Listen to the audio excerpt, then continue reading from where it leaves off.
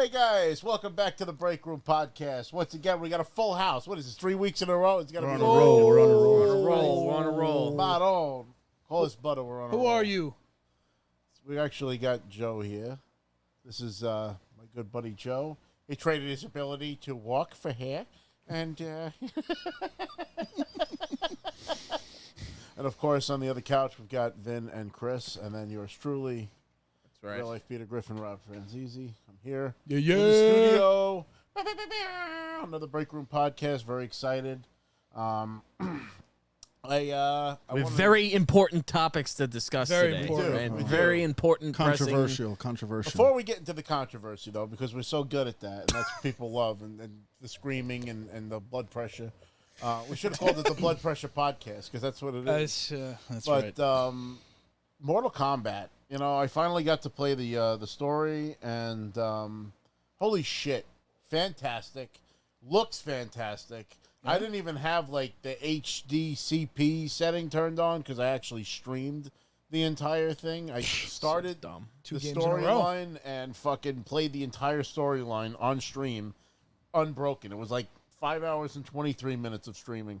Unbowed, unbent. Just fucking played the whole thing through. I just couldn't get up and like walk away from it. I was like, I want to finish. Jesus. And wow. I mean, I was looking at these guys in the cutscenes like, this shit looks real. And then like, you ever get like where like the frames per second ain't that great, but like it almost makes it look more real? Mm-hmm. I don't know. It was Yeah. strange. Like some parts of the fight, I felt like people were actually fighting on the screen. I was like, this is fucking cool. Is it 60 frames per second? I think it's is? supposed to be. Yeah, it's like well, the joke is that it also came out on the fucking Switch and looks like a joke. Yeah, Yeah. it's Like bad an on it. absolute joke. No, we can't criticize Nintendo. The Nintendo lawyers are just waiting in the comments. God forbid you say something. on a roll. I'm sorry, I'm already. What I'm already happened to the getting headache? sidetracked. That's I it. know. Chris- the pain. Chris couldn't help himself. He just had to dive right into Yeah, to the. get right into Listen, the If I- Nintendo. I know, I'm sorry. We'll get back to that. We'll get back to that. I Back just I to couldn't. Chris Tendo over here. Get over here!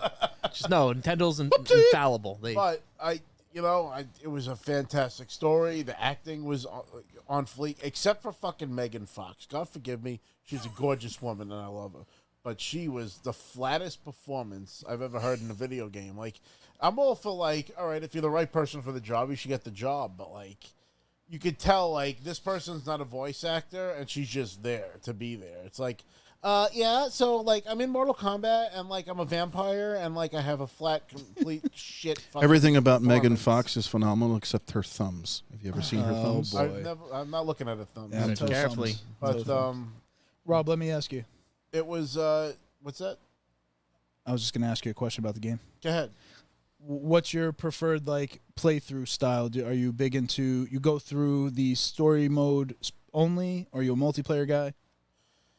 That's it. I love story. And Gotcha. that's always been the thing with Mortal Kombat for me. As much as I love the fighting game aspect of it, I always loved the lore behind it. And I always played through the story modes and did the journey modes or I played every Mortal Kombat that's ever come out. I played them all. That's one series that like is very expansive, and I've actually been part of it since the beginning. And it was a breath of fresh air because the last Mortal Kombat was good. It was really good. In fact, I platinumed the shit out of it. But this really felt like the true successor, technology wise, and it was. We were ready for a new Mortal Kombat game, and I am disappointed that they don't have like a crypt or something that you're able to unlock stuff. Like Joe said in the previous episode, it's transactional. There's like coins and shit that you can buy in the PlayStation Store or the Xbox Store, whatever you're playing it on. And I don't know. I like being able to earn shit and unlock it. I mean, that goes all the way back to Deadly Alliance, if you guys remember fucking Cooking with Scorpion and shit. Like the funny... So it's really funny. It's this video you can unlock where it's a parody of a cooking show. It's like Cooking with Scorpion, and he's like chopping everything with the fucking axe and shit. It's very funny. It was one of my favorite things. But it's like...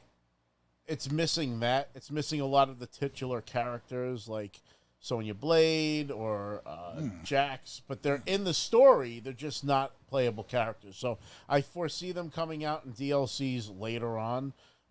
What I thought was a really fun aspect of the game was towards the end, you're fighting, like there's a massive war of like all the good guys and the bad guys, but it's multiple reality based now because it's like the multiverse. You know, Liu Kang was able to like forge this whole story. That's basically what the story's about. It's like the Liu Kang gets the control of the hourglass of time and has to reshape reality in his, you know, universe.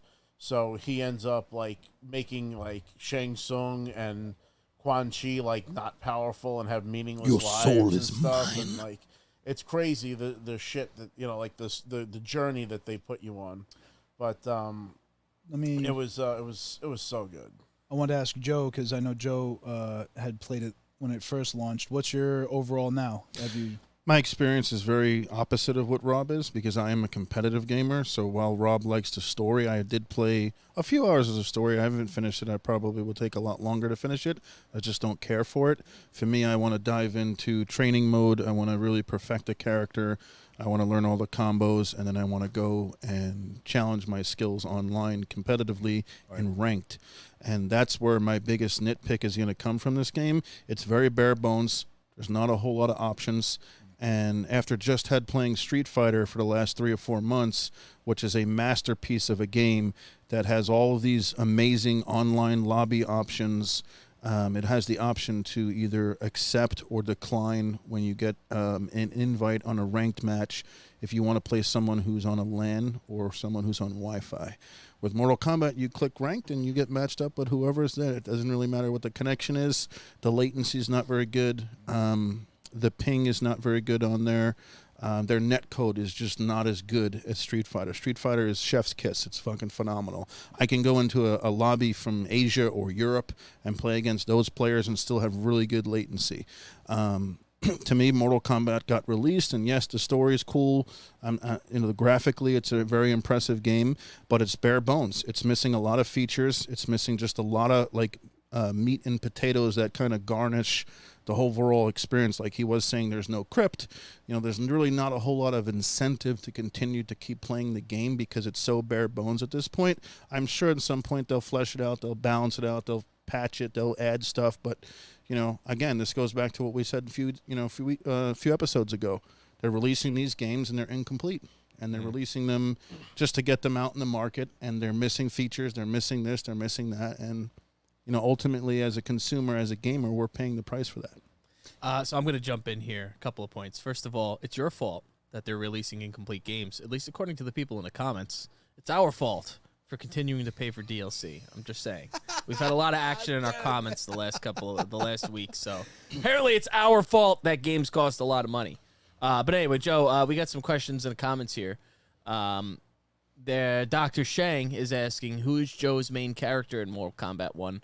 And then Joe followed that up. Friend of the show, Joe said, who's your favorite character? So I don't know if it's the same, your main character and your favorite character, but who's your go-to? I started off playing Sub-Zero. He's always been my guy in all the Mortal Kombat. He's very, very good in this one. I've also picked up Smoke. Who I think is broken as fuck in this game. So I like the ninjas. I usually go with the ninja. Scorpion's very, very good in this game. Kenshi's fucking broken. Kenshi's probably very top tier. Raiden is also top tier. He's winning a lot of tournaments as is right now. So the time that I put the most into like learning combos is Sub-Zero and Smoke.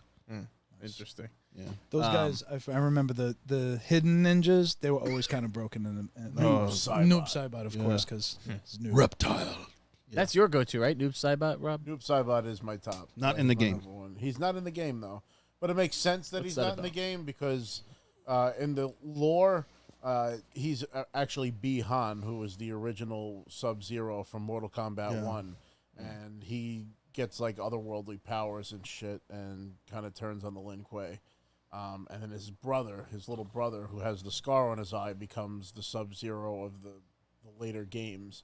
And he's the one that like gets along with Scorpion, because it turned out Quan Chi actually killed Scorpion's family and framed it on Sub-Zero. So that was what made the two ninjas hate each other. So when they found out that it was Quan Chi, they ended up like being okay. And like from Mortal Kombat 4 on, they were chill. So just a couple of more comments here. Dr. Shang makes the claim that Mortal Kombat 1 has an unbridled multiplayer experience if you can't adapt to the latency. Or I guess if you can adapt to the latency. So unbridled, that means good. I think whatever Shang is taking, he should stop and lower his dosage. What you were saying that Unbridled, it has no fucking features whatsoever. It has no custom lobbies. Street Fighter has an entire portal that's called a Battle Hub that basically puts you into this huge arcade with hundreds of cabinets where you can sit at a cabinet and play someone, and then the next person can come in and get next, and also spectate you as the match is finishing up. And That's one of the cool. coolest features it does, if you come in mid-match, it speeds up the match to where it's live again. Now let me ask you something, Joe. Yeah. When you first started playing this Street Fighter when it launched, was it as flawless as it runs now, or were there bugs Yes. that they had to work Day out? one. It was that way in the beta. I played the beta. I played the, multiple betas that came out. Day one, it was ready to rock and roll. You had 7,000 people this year in Vegas sign up to play Street Fighter in the first year at Evolution, which is a record. There's never been a video game, fighting video game in the fighting game community that had more sign-ups day one at EVO, which is the biggest fighting game tournament in the world. Everyone from Asia, Europe, they come from all over the world to compete. 7,000 people put money down to compete in this money tournament. Jesus. Back in, yeah. Now let me ask you July. too. The lobby system. I saw a couple of videos. Is it similar to like a 2K? You're able to run around like you said. You're accessing cap. No, Nope. it's You hit lobby, you wait in the loading screen until someone joins. That's it. okay. There's no... And that's the same for Street Fighter. no. So Street Fighter has that. Street kind of Fighter, you can 2K be in training mode, so I can be practicing my combos, and then you can queue up a match in ranked, and it'll say, hey, here comes the next challenger, and you can either accept or decline them if you want, based off of their connection. So if you see he's Wi-Fi, he's red bar, I'm not fucking playing you. Get the fuck out of here. It hits a In couple. Mortal Kombat, doesn't matter. You're getting whoever they give you. I'm just thinking the way that you explained it, being able to go up to the different cabinets and It's like kind being of. in an arcade. I was just gonna say it rings that bell. I'm sure for you because you explained to us in a previous episode your original experience with Street Fighter. So it kind of calls back to that whole lining up at the arcade, waiting your turn, the anticipation of also being the champ and defending the cabinet. Yep. That's Street cool. Fighter is a feast, and if you're defending the cabinet, your cabinet starts to glow gold. And that means that you get more kudo points. You get kudos for wins, you get kudos for competing. And then if you start to climb up, they put you on the big screen in the Battle Hub so everyone can sit down and watch a big screen like a Titantron and like WWE. And then they also have an arcade within the cabinet. You can sit down and play Street Fighter 2. You can play Third Strike. You can play Battletoads. You can play Final Fight, like all the Capcom. Damn. It's just... That's a there's- format that a lot of games should It's- follow, dude. That's it's cool. next gen. It's really it's like a smorgasbord of everything you love about a fighting game, and they just threw it all at you. Do you Now, think let that me ask Street you this. Fighter It's a 10 out of 10 in my book. Do you think now it was that I worth put the so much price tag though? 1,000%. I'll be playing Street Fighter for the next 7 years, This is a game franchise that only comes out every 6 or 7 years. right. Yeah, one a decade. Let me ask you this, Joe. Do you feel that Mortal Kombat is a next gen game? Mortal Kombat 1. In terms of the And how much have you played it? I guess I should. I played ask. quite a bit of it. Yeah, in terms of graphics, yes, it looks exceptional.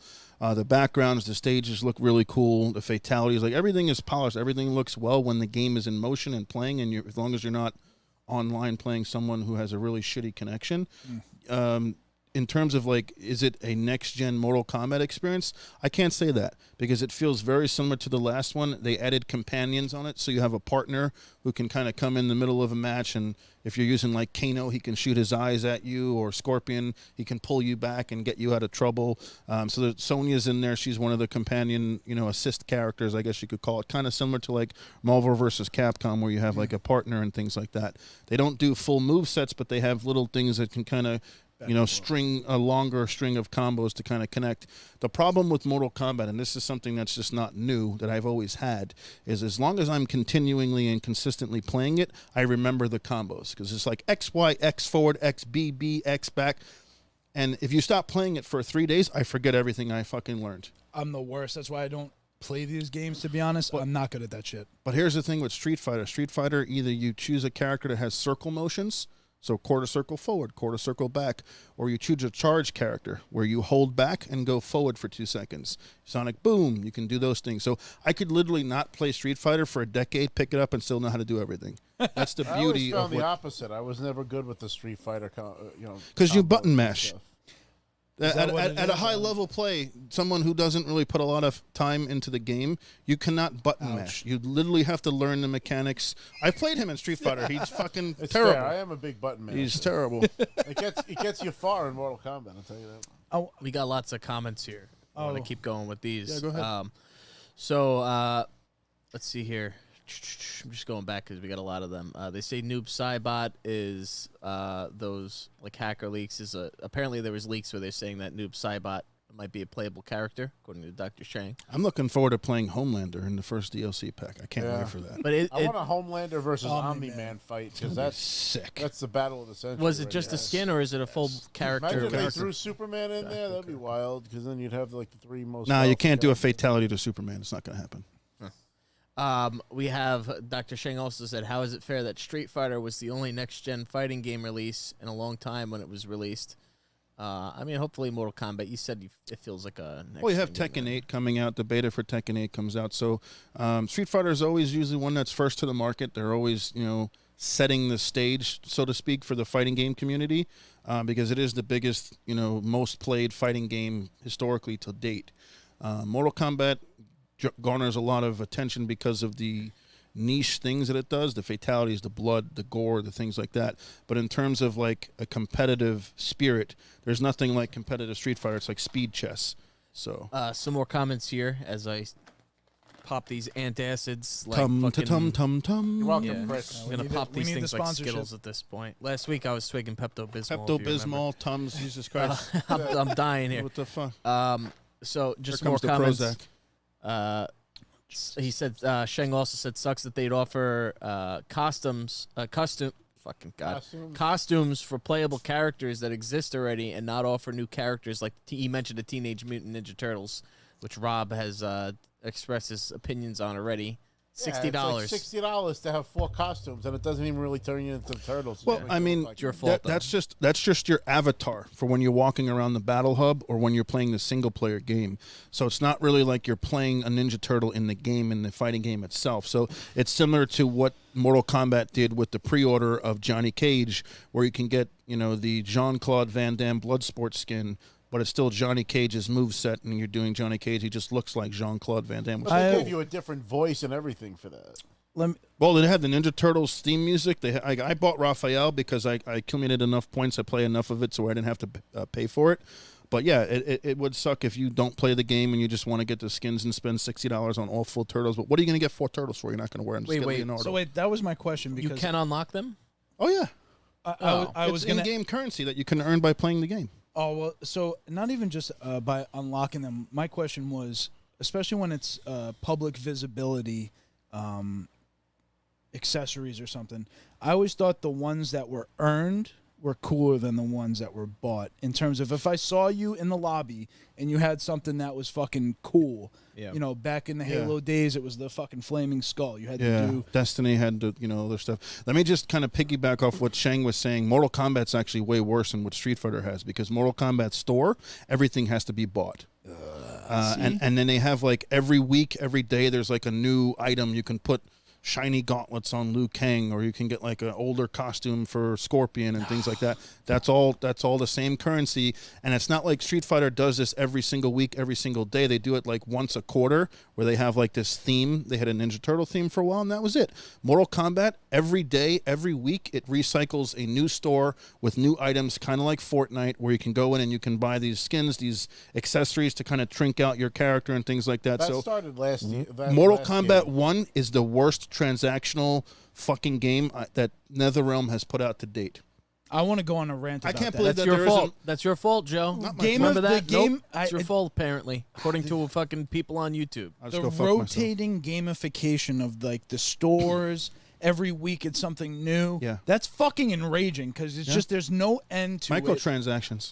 I can't appreciate it, especially if you can't earn the currency. If you can earn the fucking currency, like You you're saying, can, but it takes a very long time. That's fucking. It just sucks, man. They did it to the Final Fantasy fucking game on mobile. Like everything has to be gamified now. Everything has a rotating weekly store and a reason that you got to go to the app that day and retrieve your rewards. It's such a bullshit hack on just people's brains. I fucking hate that part of what business has done to gaming. It's fucking annoying. But we hate it also because we still feel I fall compelled for to- it we every fall for fucking it. week or every That's other why week. we acknowledge. I'm at know. fault and I'm the problem, but it's it's something that I recognize. Some companies do it worse than others. Yes. Some, like you're saying, seems like Street Fighter's kind of doing it the right way. Mortal Kombat, they're really taking advantage of it, Abuse. and that sucks. Abuse. Come on, like the game's $99, right? If you want all the characters, that 110. are oh my god! All right, I just can't. I can't.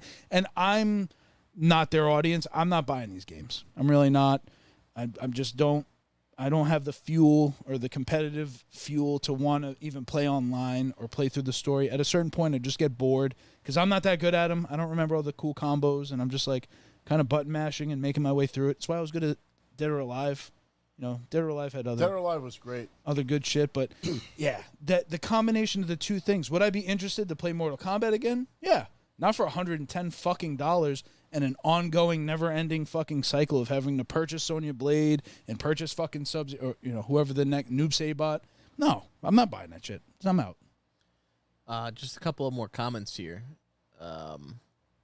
Sorry, I'm trying to catch up here. I will say that they started pulling that buying shit in Mortal Kombat 11 with the cycle and all that kind of stuff because it was But at least you had the crypt, Rob. in the crypt. Yes, there's no crypt now, so you have no chance of getting that If shit. you wanted to be lazy and not do the crypt, you could buy that shit from like the little store, I'll accept which I can that. understand. So but, here's what they have in Mortal Kombat. They have something called the Shrine, and you can go to the Shrine and put 1,000 tokens into the Shrine and get a random item, as opposed to going into the Fucking hate crypt that where shit. I know Sub-Zero's alternate fatality is in this section of the crypt on behind this wall. That's So just it just takes away all the fun factor of finding what you want for your character and going into the crypt and finding it. Now it's just like rolling the fucking slot machines and putting money in, and then whatever you get, That's it. I don't like when they implement RNG with shit that you're spending money for. That's exactly what like it is. Elder Scrolls Online does that, where you can buy these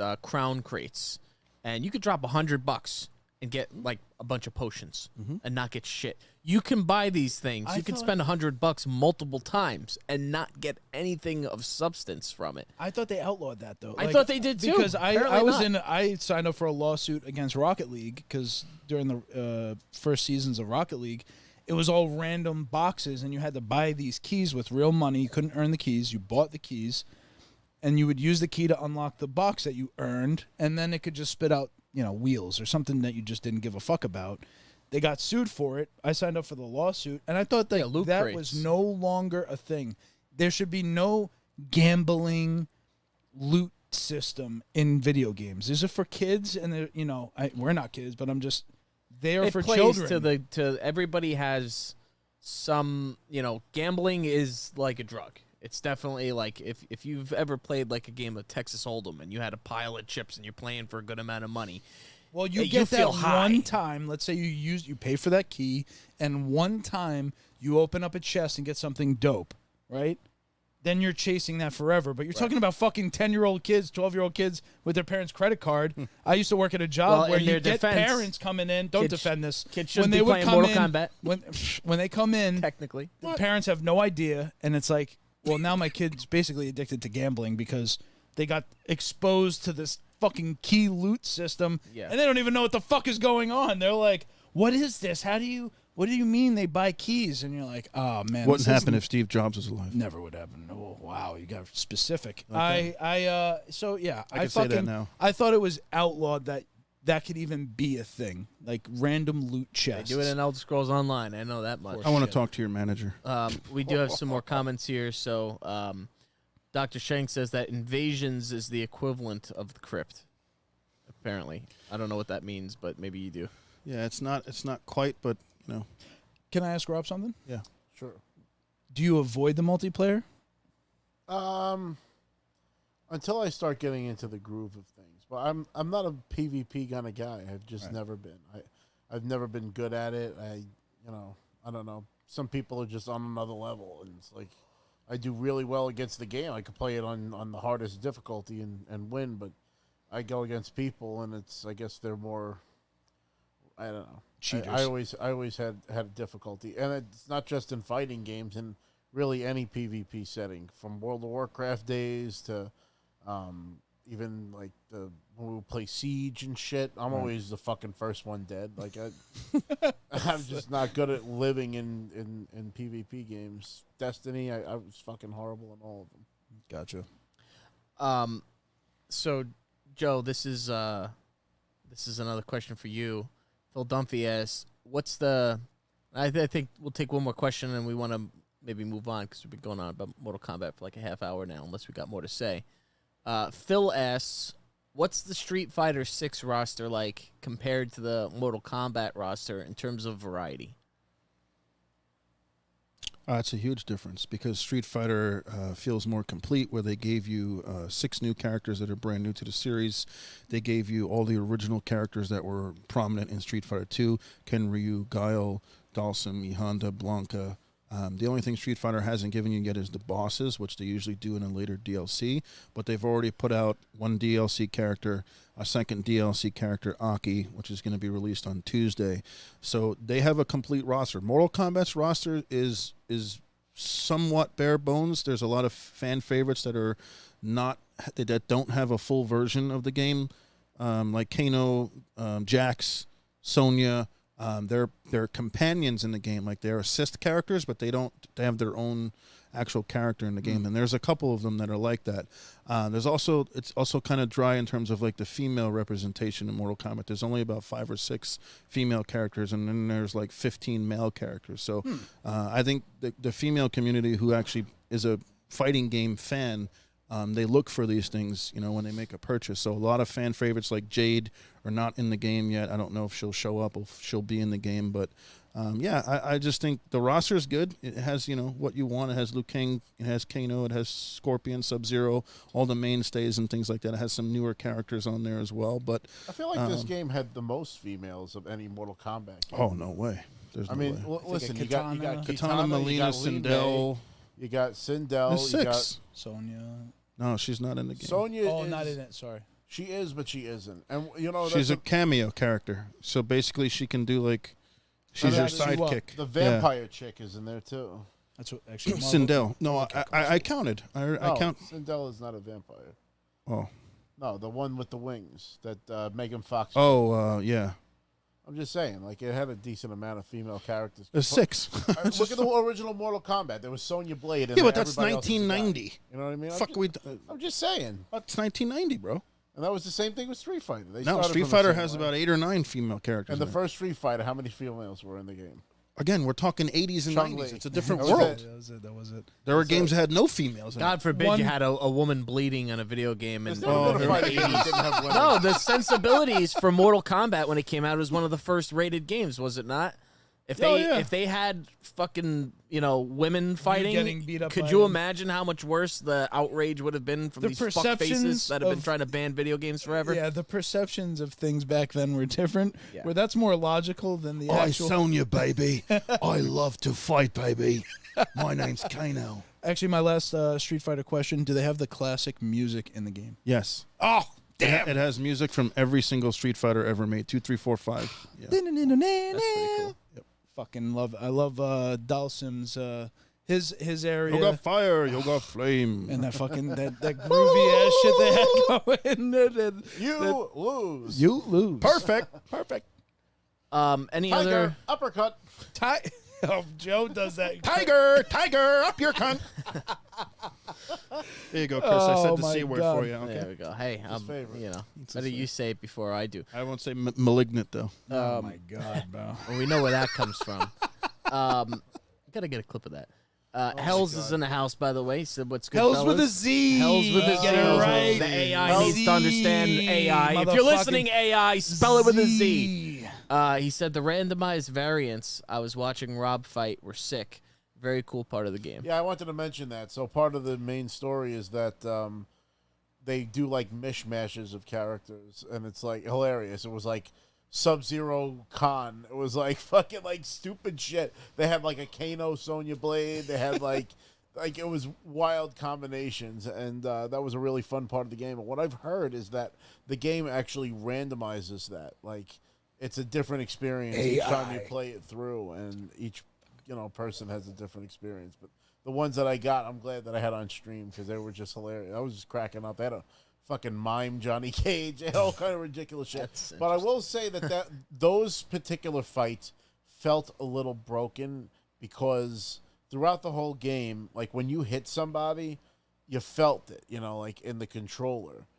And I felt that there were missing sound effects and rumbles in the controller for this, because you get used to it after you're playing the game for 4 Get or 5 over here. hours. And I'm like fighting those particular fights, and it felt like they weren't connecting, even though the guy's like losing health. So I don't know if that's like a glitch from launch or something like that, but that was a little like it was disappointing because like you really feel good when you hit somebody in that game with the control haptics. I have a wrap-up question, but Joe, So do I. I got a pretty good one. you got a good one? Fuck. Yeah. I was going to say my wrap-up question to Mortal Kombat was going to be, is it worth the money? Joe, Rob. If you're a fighting game fan, yes, because this is what you wait for. You wait for the new version of the fighting game that's your flavor. I mean, I'm going to balance between Street Fighter and Mortal Kombat. Probably weighted more towards Street Fighter because I'm closing in on Master Rank on that, which puts me at a very distinct high level of who I'm able to compete against. But if you're a casual fan, I don't know that you would get a lot out of this game because it's bare bones. Interesting. Rob, what do you think? I loved it.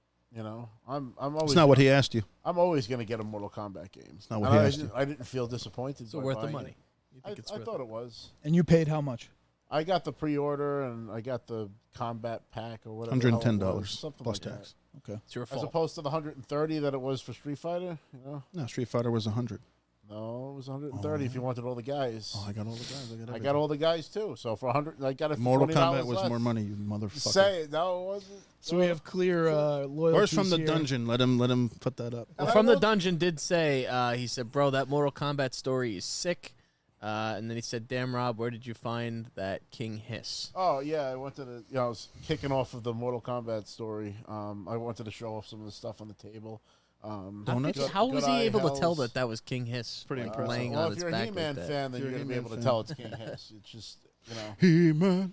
This is one of the retro lines. I wanted to. I'm starting to get some of the Snake Men because I'm fucking sick in the head and I can't stop collecting He-Man figures. But I did get this one. It's actually sold out now, so it might be worth a little something. It's Lady Slither. It was one of the characters that they put out for the That's the a Mattel Creations. It's like a Medusa knockoff or something. It's pretty cool because she has a swappable torso where you can make her into a snake instead of like having legs and shit. Oh, that's really cool. But it's a really sharp looking figure. Goes well with the King Hiss, of course. But I think she actually predates King Hiss. I think she might be like the equivalent to like King Grayskull to He-Man, like a previous holder of the title or whatever. I need to unbox that Transformer present that you got me a few weeks ago. I want to do that that'll on be the great. show. That'll be I'll fun. do that one. That's a cool fucking box for. It was a very cool Oh, box. it's Hasbro Pulse, right? Or is that Mattel? No, this That's was Mattel Creations. Mattel Creation. But I, little show and tell. And then the other thing was my dad and I went out east to Bumblefuck, Long Island, Riverhead, That's where I live. to go to our annual trip to the apple farm. We go to Harb's Apple Farm. Oh yeah, And they have all the trees and stuff. And, what's cool about them is that they have pies. apples that are like, ready at different times in the year. So like you can have a different experience going a month from now. I'm a little What sick of apples are Apple. available. I don't know about you. But I like my Galas though. Enough And my dad apples. got his Ruby Max, and then as a little present for the show, I got a number. How do you like them apples? I brought some apple cider donuts. Let me get one of those, dude. Have one of Fresh. those. Just gonna stare at I'm them. I'm Not gonna gonna send fucking this one send over them. to you guys. I'm eating one of these. If I wasn't fucking They chewing are- these This guy's Pepto things, Let like me tell you, fucking they're Skittles, fantastic. I don't know. Unfortunately, we got them earlier. They were actually warm when I got them. Ooh. But what are you gonna do? Smells nice. When Sin. it's 3 o'clock in the afternoon. Smells like We came Thanksgiving. home. What do you think, Vin? Oh, these are like. They're This the, tastes like fall. they're the good ones, you know. Yeah, this is delicious. And like I I said, wanna I know what only, these- I only buy them once a year because I only go out there once a year. It takes like an hour to get there, so I. What's I the name of the make farm? most of it. It's Herbs. called Harbs. Arbs. That It's, Briarmere. It's $19 to get in. They give you a 3-pound bag. Oh wait, for I got apples. this. I got to It's hear. a good place to go for like a date or something like that. Are we gonna have a rant on Briarmere? Briarmere All Farms? American Burger? Yeah, I will Is fucking it the go on my hacksaw Jim rented- Duggan of farm stands? No. My problem with so for those who What? don't know, They have Briarmere great Farms. blueberry pie. Yeah, everyone talks about their fucking pie. I'm tired of hearing about Here we Briarmere go. pie, Ring the fucking bell. Farms What? pie. Ring the bell. Ring the bell. Here it fucking Yeah. is. All right. I had an ex-girlfriend, fuck her, that insisted that we go to Briarmere Farms. They have the best pies. Briarmere Farms can't even say it. Briarmere Farms pies. The best pies ever, right? Anybody that's not from Long Island, apparently this place makes really good pies. Here's my problem. I get this pie, the freshest pie you can get, right? Peach pie or some apricot pie. I forget what the fuck it was. Okay. Right? Poontang pie. Poontang pie. I on, try Joe, this you know you pie, and it's got the taste of like, you know, the smell of like when it rains and then all the worms come up and die. That's what it tasted like. It had the essence of like the smell of when it rains and all the worms die. It did not. It's something about it tasted off. I could taste it and like the essence of it. It just didn't taste that good. So fuck that place. Fuck their pies. The pie was probably spoiled. They say, oh, it's all natural. There's no preservatives. I want some pie. fucking preservatives in my food because otherwise it fucking tastes like it's goes been bad spoiled. one day. Yeah, it goes spoil. You know, I'm sorry. We need preservatives. It's fucking. Some more care if preservatives. it's so you can- genetically modified. Fucking modify it because it's gonna fucking rot otherwise. Oh my Like God. fucking worms grind it up with the fruit. Make So, your own fuck that pie if place. you're gonna complain. Oh, that's I don't. great. He got dragged there, clearly. I got. You know, traded. I will making- say I prefer if you had to vote, and we could do an impromptu vote between pie and cake. I'll take pie every time. I will too. Take a birthday pie. I don't want a birthday cake. I want a birthday pie. I will say, I used to not like apple pie. Wow. I used to not like apple pie. How can you not? Something about, I don't know, warm soft apples. I just didn't like it. But With the ice But cream. yeah, la mode. my girlfriend Sam loves apple pie. And slowly but surely, she'd be like, "You want some?" And at first, I'd be like, "Nah, I fucking hate that shit." And then I'd try some, and I was like, and she's like, "Yeah, right. It's fucking good." She just ragged me until basically I would eat it. Who doesn't Absolutely fucking delicious. I love it now. Now Here's pie a all fact- day. I used to love pecan though, so I would have chosen pie over cake. I hate cake. I hate birthday cake. I hate cake too. Sucks. Honestly. Here's a Too fat kid sugary- secret, though. You got to go to BJ's and get the Mile High apple pie. The apples inside there actually crunch. Mile Oh, they're High. crispy. Oh, They're I'll take crispy. Why do they call it I the like Mile that. High? I It like sounds like that. you're Because it fucking has the a pie. dome top. the mile. It has a high. dome. The fuck dome does that have to top. do with anything? It's not a Mile High dome They top. call it that. I don't know what the fuck. Go talk You to know, their with bakery American then. pie, the innuendo, I don't like it. It sounds like somebody's fucking that pie. I'm an Mile equal- High apple- all right. Fucking I'm Mile an High equal pie. I don't know what opportunist you do sweet with your tooth pies, person. Chris. I'll You're eat. I like It's American pie. I like all this shit. man. But I will say though, to your point, Chris, making pies is like a caste system. Wouldn't you agree? No, there's nothing demeaning or dehumanizing about making a pie. Maybe if there's somebody fucking mashing the fruit with their feet or something, but I think anybody would agree that's a fun job. I want to ask the audience. I want to ask everybody out there: cake or pie? Hit us with it. Yeah. What's your preferred?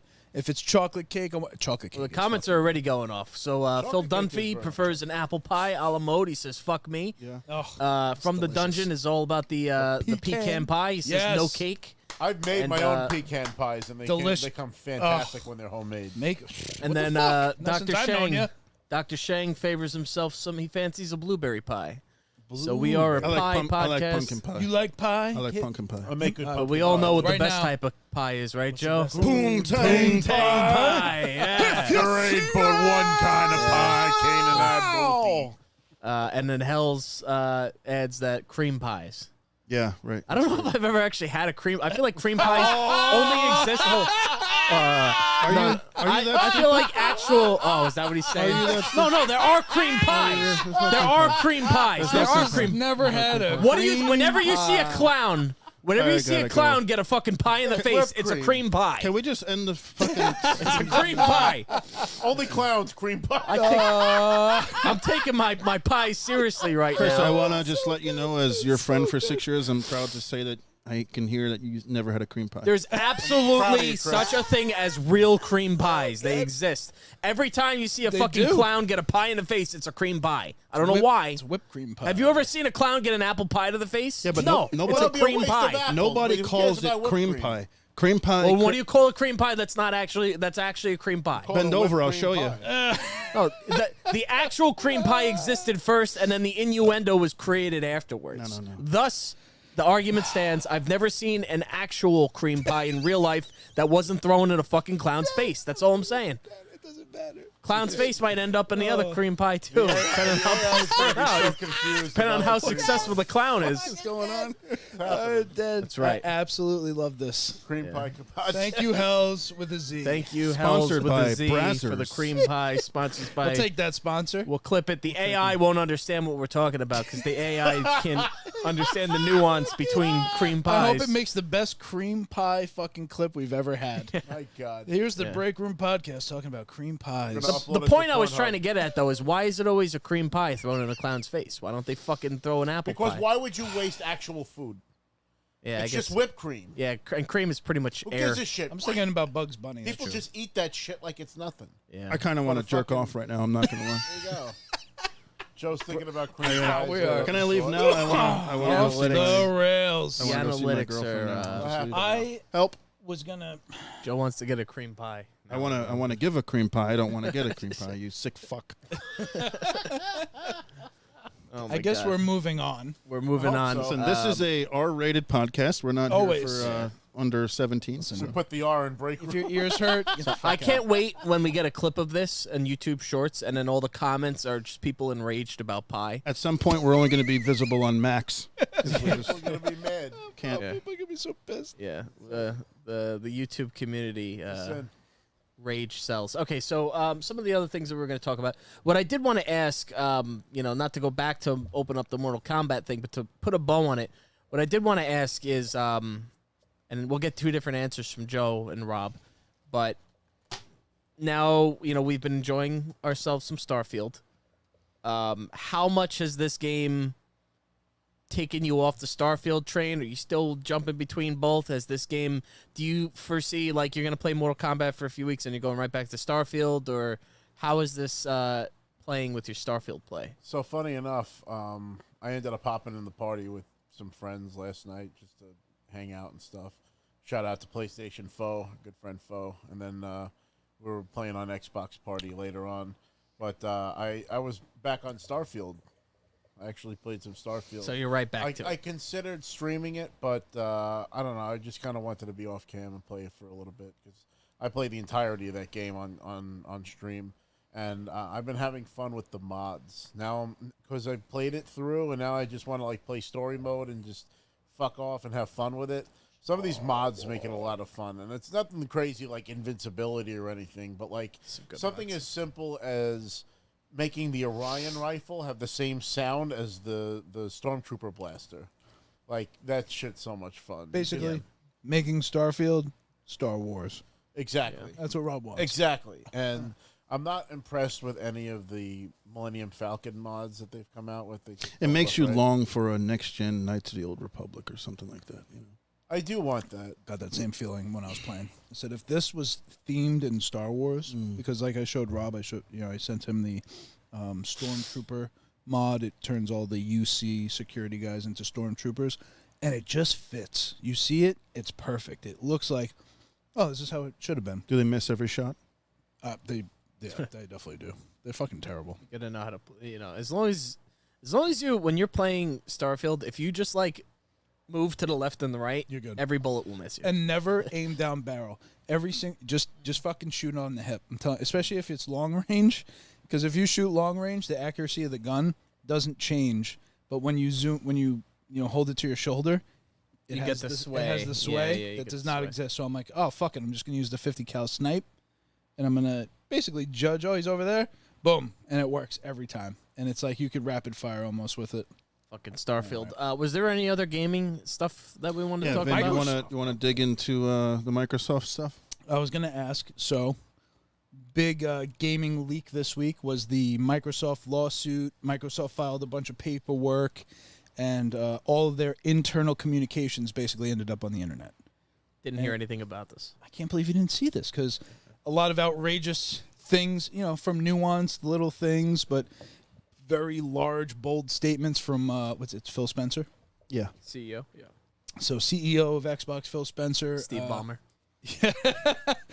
It's Bing. Say it. Bing. Bing. Bing. Sorry, that's an internal joke. So Phil Spencer said that if there was any company out there that was able to do it, Microsoft could acquire Nintendo. That was kind of the big headline of the week. I think that came out of that leak originally, and then there were multiple ones. And I think that's preposterous. the dumbest thing I've ever fucking heard. I don't know what anybody else That would thinks. never happen. Rob, yeah. Does anyone have an opinion on this? 'Cause Didn't they try to buy them in like the year 98 or something, and they got laughed out of the room? Was that them, or is that somebody else? Or is that Yes, it was. it was them? It was Microsoft. I just imagine Microsoft them trying it again and getting laughed out of the room again. somehow. would sell it. And in the email, I whatever, everyone can read it. It's available. He basically says that Nintendo should realize that they're not good in the hardware business, and that their IP is their strength, and that they should just get out of hardware completely. Mind you, that Nintendo has 2 of the top 3 best-selling systems of all time, with number 2 being the Nintendo DS and number 3 being now the Switch. So we could talk all the shit about Nintendo Switch and the graphics and so on. It is the 3rd best-selling system ever. To think that they're not good at what they're doing is, you're fucking blind, dude. I don't know how you could have any thought that you could just, oh yeah, we're just going to acquire not only the money, but the culture. You're going to go acquire a Japanese company. Like, Nintendo is one of the Japanese companies. They're so proud of it.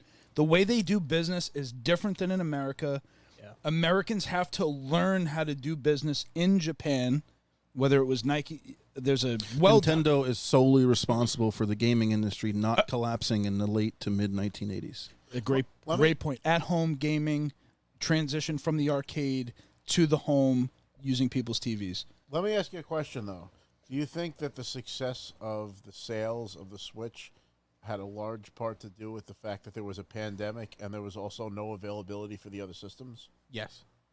Absolutely. No. I mean, the first thing that I did when everything started shutting down was I made sure to get my girlfriend a Nintendo Switch.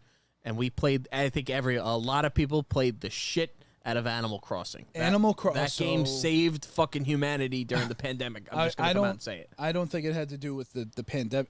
Yes, the pandemic definitely helps, especially with You availability. couldn't get anything. You couldn't even get a Switch in the first couple years it was available, first of all. I remember walking by GameStop in the place that I worked, and it would be like they would just post a paper sign that says Switch available, and it would be there for one day and it would be gone. I got a Switch, I think within the first 6 months or a year. It was when Breath of the Wild came out. That's what drove me to get it. So my point was going to be, it's not the pandemic, but it's the fucking IP. It is the games. We talked about this last week. We got torched for it, but you can only play Zelda on Switch. You can only play Mario on Switch. You can only play some Animal Crossing on Switch. There are key games that are just, first, Japanese at heart. Their style, everything to them is kind of Japanese at heart. And I just don't think an American company could buy that and still continue to make it as good as it is. Well, it even goes back to the Street Fighter Mortal Kombat argument. It's a Japanese fighter versus an American fighter. They're just different styles. I just want to pull this up because I got it up on the screen here. They said, what was it here? There's something pretty interesting here that I saw. They were saying that they were apparently looking at buying TikTok. Yes. In August 2020, Spencer fields a random thought email from a Microsoft chief marketing officer who wonders why the company is pursuing a possible TikTok purchase instead of Nintendo, which feels more logical. And it does. This is to my other point with Microsoft and the fucking acquisition game that they're playing. They just have the bucks because they're a tech company, and Microsoft's a tech company, and they make a ton of money from Azure Cloud and Windows, that they can dump all this money to go acquire things. But I'm like, but just because you acquired it, have you followed through with it? Right. Are you doing anything with it? Or are you just acquiring things because you fucking can? That's like not the way to fucking do it. There's no plan then. That just means you're willy-nilly like, yeah, let's buy TikTok. It's the up-and-coming platform. We'll just buy it. What are you going to do with it? What's the value proposition? Well, that was a unique situation with TikTok because the U.S. government was like forcing it to sell, which I think they ended That's up a good point. backing No, out that's of. true. But they were like forcing them, whereas Nintendo is, as it noted Dumbest in thing the I've article ever heard. here, is in no position that they need to sell their company. That's just arrogance in my mind. I think and they learned Microsoft kind of learned quickly because another thing that came out in the leak was that in, I believe it was a 2020 email, Phil Spencer just got done watching the Sony State of Play and the PS5 announcement, and basically said like, "Oh, we've got the better hardware, we've got better games, we're positioned to dominate." I don't know if those are the exact words, but more or less that's what he said. And then 2 years later, he's writing a company-wide email saying, we need to do something fast because the last 2 years have basically been a failure. We have not launched the IPs that we needed to launch. We're still waiting for things to come to fruition that haven't. Where are these things? What is the roadmap for the next 3 years? Because he said by 2027, if Xbox isn't, and Game Pass isn't profitable to X number, Microsoft's going to get out of gaming altogether. This is in his fucking emails. Super embarrassing. I mean, I get it. Like, these are internal conversations, and there's a lot of context that goes along with when you're discussing things with, coworkers and shit. But there's a really, like, not great. It doesn't look good, and it doesn't make them look good. It's just the evolution of where we're at in the world today. Everything is content. Content is king. So you have all these streaming apps buying rights to movies and shows and actors to put them on that platform. It's no different with gaming. They're buying studios. They're buying all these developers. They're buying IPs to put it on their platform to get you into that purchase point, to get the system, to get the service, the Game Pass, whatever it is that they're, profiting from. It's just the way things are. Things aren't changing anytime fucking soon. It's only going to get worse as these companies continue to throw heavy punches, and it's like a heavyweight fight. It's only going to get worse when they start. I also read today that was it Europe or UK approved the acquisition for Microsoft acquiring Activision today. Right. That's basically in the books at this point. I mean, it's only a matter of time before all of these companies start to transition into picking a side.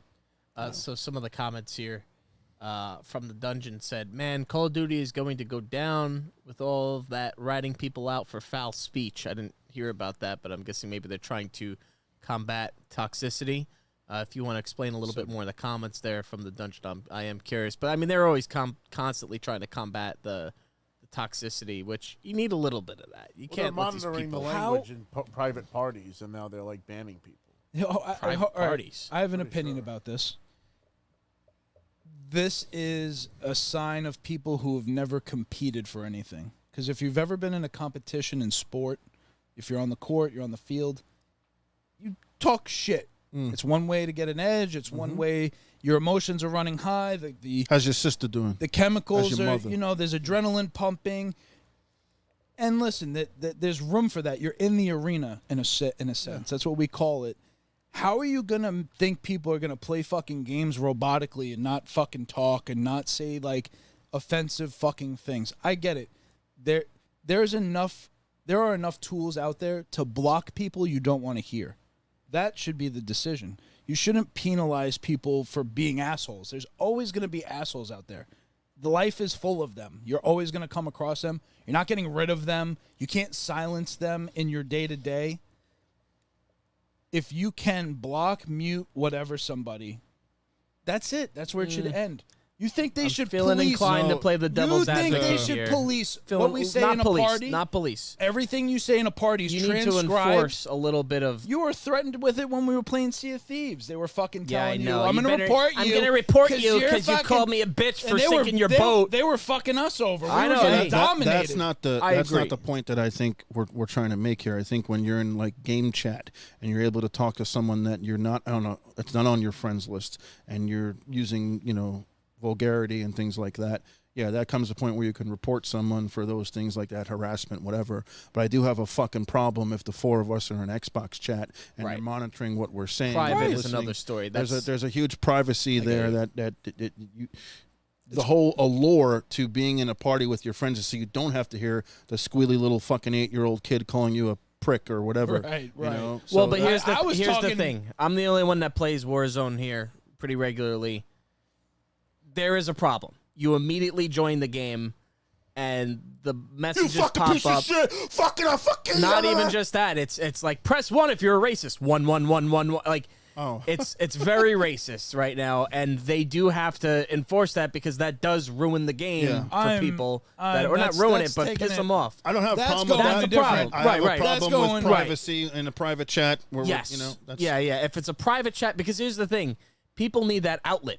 If you start taking away people's, room that they can go and scream in, they're gonna lose their fucking minds. Like people don't- need that outlet to let the worst part of themselves. And here's I'm the a horrible thing, and here's person the in thing. video games. I am a Rob can tell you, Yes. anyone can tell you, I am a Oh, sick I know. fuck in video games. You bring it I out. kill, I torture Grief. people, I grief people. I'm griefer. sorry. I feel the think I'm a griefer. really nice person in real life because I have that outlet where I can fuck people over. And if you take that away from people, then you're gonna have societal I can't collapse. be that person in games. Even in games, I have to make the right decision. So again, it just I know the extreme side of it, but you're just gonna get people reporting you for the littlest thing, and then they're just gonna Yes. ban you Yes. from $120 game that you Yes. bought for a $500 fucking system and a $25 a month online subscription. They're just gonna ban you, and you're like, so now what? I need this I need online to play. I just bought I invested all this, and because some fucking 10-year-old said his feelings were hurt, now my account's banned. Yeah. That's fucking bullshit. So there's I get it. If There's more comments to this. So, from the dungeon said Xbox, when you're playing Call of Duty, now encourages you to rat people out. Right. Curious what the exact message is, but he said he got a message when he was playing to rat people out if they were speaking wrongly to people. And then Gotcha. Hells mentioned that, and I'm curious if we can get a fact check here if that's definitely true. He said their AI is listening to voice chat and automatically banning people, which that's where it becomes much more of a slippery slope because we leverage AI here every now and then, and if you get it misinterprets 10 pieces of something from AI, one piece is good out of the 10. The rest of it is like crap. Yeah. So I could see AI misinterpreting things right now. It's not at the level that it needs to be able to moderate, I think, safely. But The only reason I don't think that they do that, and I said this in the chat, was they would leverage that for advertising. That kind of application of technology costs money. Yeah. You need to pay for servers to apply the AI to millions of chats happening simultaneously with multiple voices. It's not profitable. Most businesses don't invest in things that aren't profitable. So I would just argue that they would monetize that because they don't even want to just catch you saying the wrong thing. They want to hear you talk about certain products, and then they would sell you ads based on the discussion you were having. That's how they would leverage AI in a chat. That's a fair point. They would definitely be You talking spelled to it. Ahsoka wrong. Well, that's not where AHSOKA. in the title it's right. That's in the note. Yeah. Fucking autocorrect. You cannot type Ahsoka. AI. Autocorrect. not There's really- AI fucking not up. really It AI, cannot but- spell Ahsoka. So let's talk about the controversial thing that we wanted to kind of discuss, and then we can kind of go into Ahsoka and things of that nature. Vin, you want to rope us in on the video that took over our group chat last night? I don't even know what you're Wait. talking about. Wait, the one...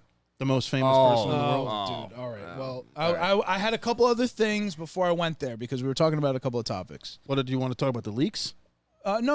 I was going to bring up the we were talking about Metal Gear. We were talking about what was the other thing? Oh, the Cyberpunk Phantom Liberty update looks cool. I was just going to mention them. Okay. I don't really have a lot of discussion to have about them, but Wait till they're released and we can talk about them. that's a good point. I All do right. want to say something about the Cyberpunk.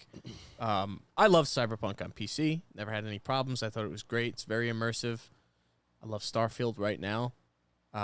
There are some elements of Starfield that people say reminds them of Cyberpunk when you go to Neon. You know, a lot of people say that it has a Cyberpunk feel. I love Bethesda, probably more than anybody here combined. I will say that there are some things that I think Cyberpunk gets better. Definitely. I think Starfield's a better game. I like Starfield more. But there are some things that I think Cyberpunk just did better. Their cities, the actual, like, maps, the city was a lot more, like, way more in-depth and immersive. The NPCs in Starfield are way better. Like, one thing that drives me nuts about, like, Cyberpunk and a lot of these games is, like, the way that they make women look when they just all look like some fucking, like, Martian version of fucking Jada Pinkett Smith. Like, they all look like the female NPCs in Cyberpunk are Take my fucking wife's ugly. name out your fucking mouth. They're all ugly, whereas in Starfield, at least their women NPCs are, you know, pretty hot.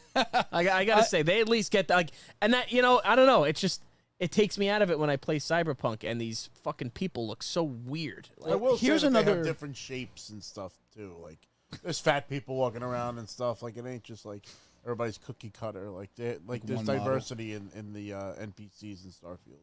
In Starfield, I feel like there's not a lot of fat people in Starfield. I was noticing it. I was like, oh, this is nice. There's a few fat fucks walking I around. haven't seen any fat guys. It's nice. Well, here's The another fat thing people too. made it. We've talked about launching complete games. Cyberpunk did not launch as a complete fucking game. Got eaten Absolutely alive for it. broken. Yeah. It's taken 3 years to get it to the place where I think now when you see it in the trailers and some of the reviews, it feels like the game that was anticipated when it launched. Starfield is a complete game.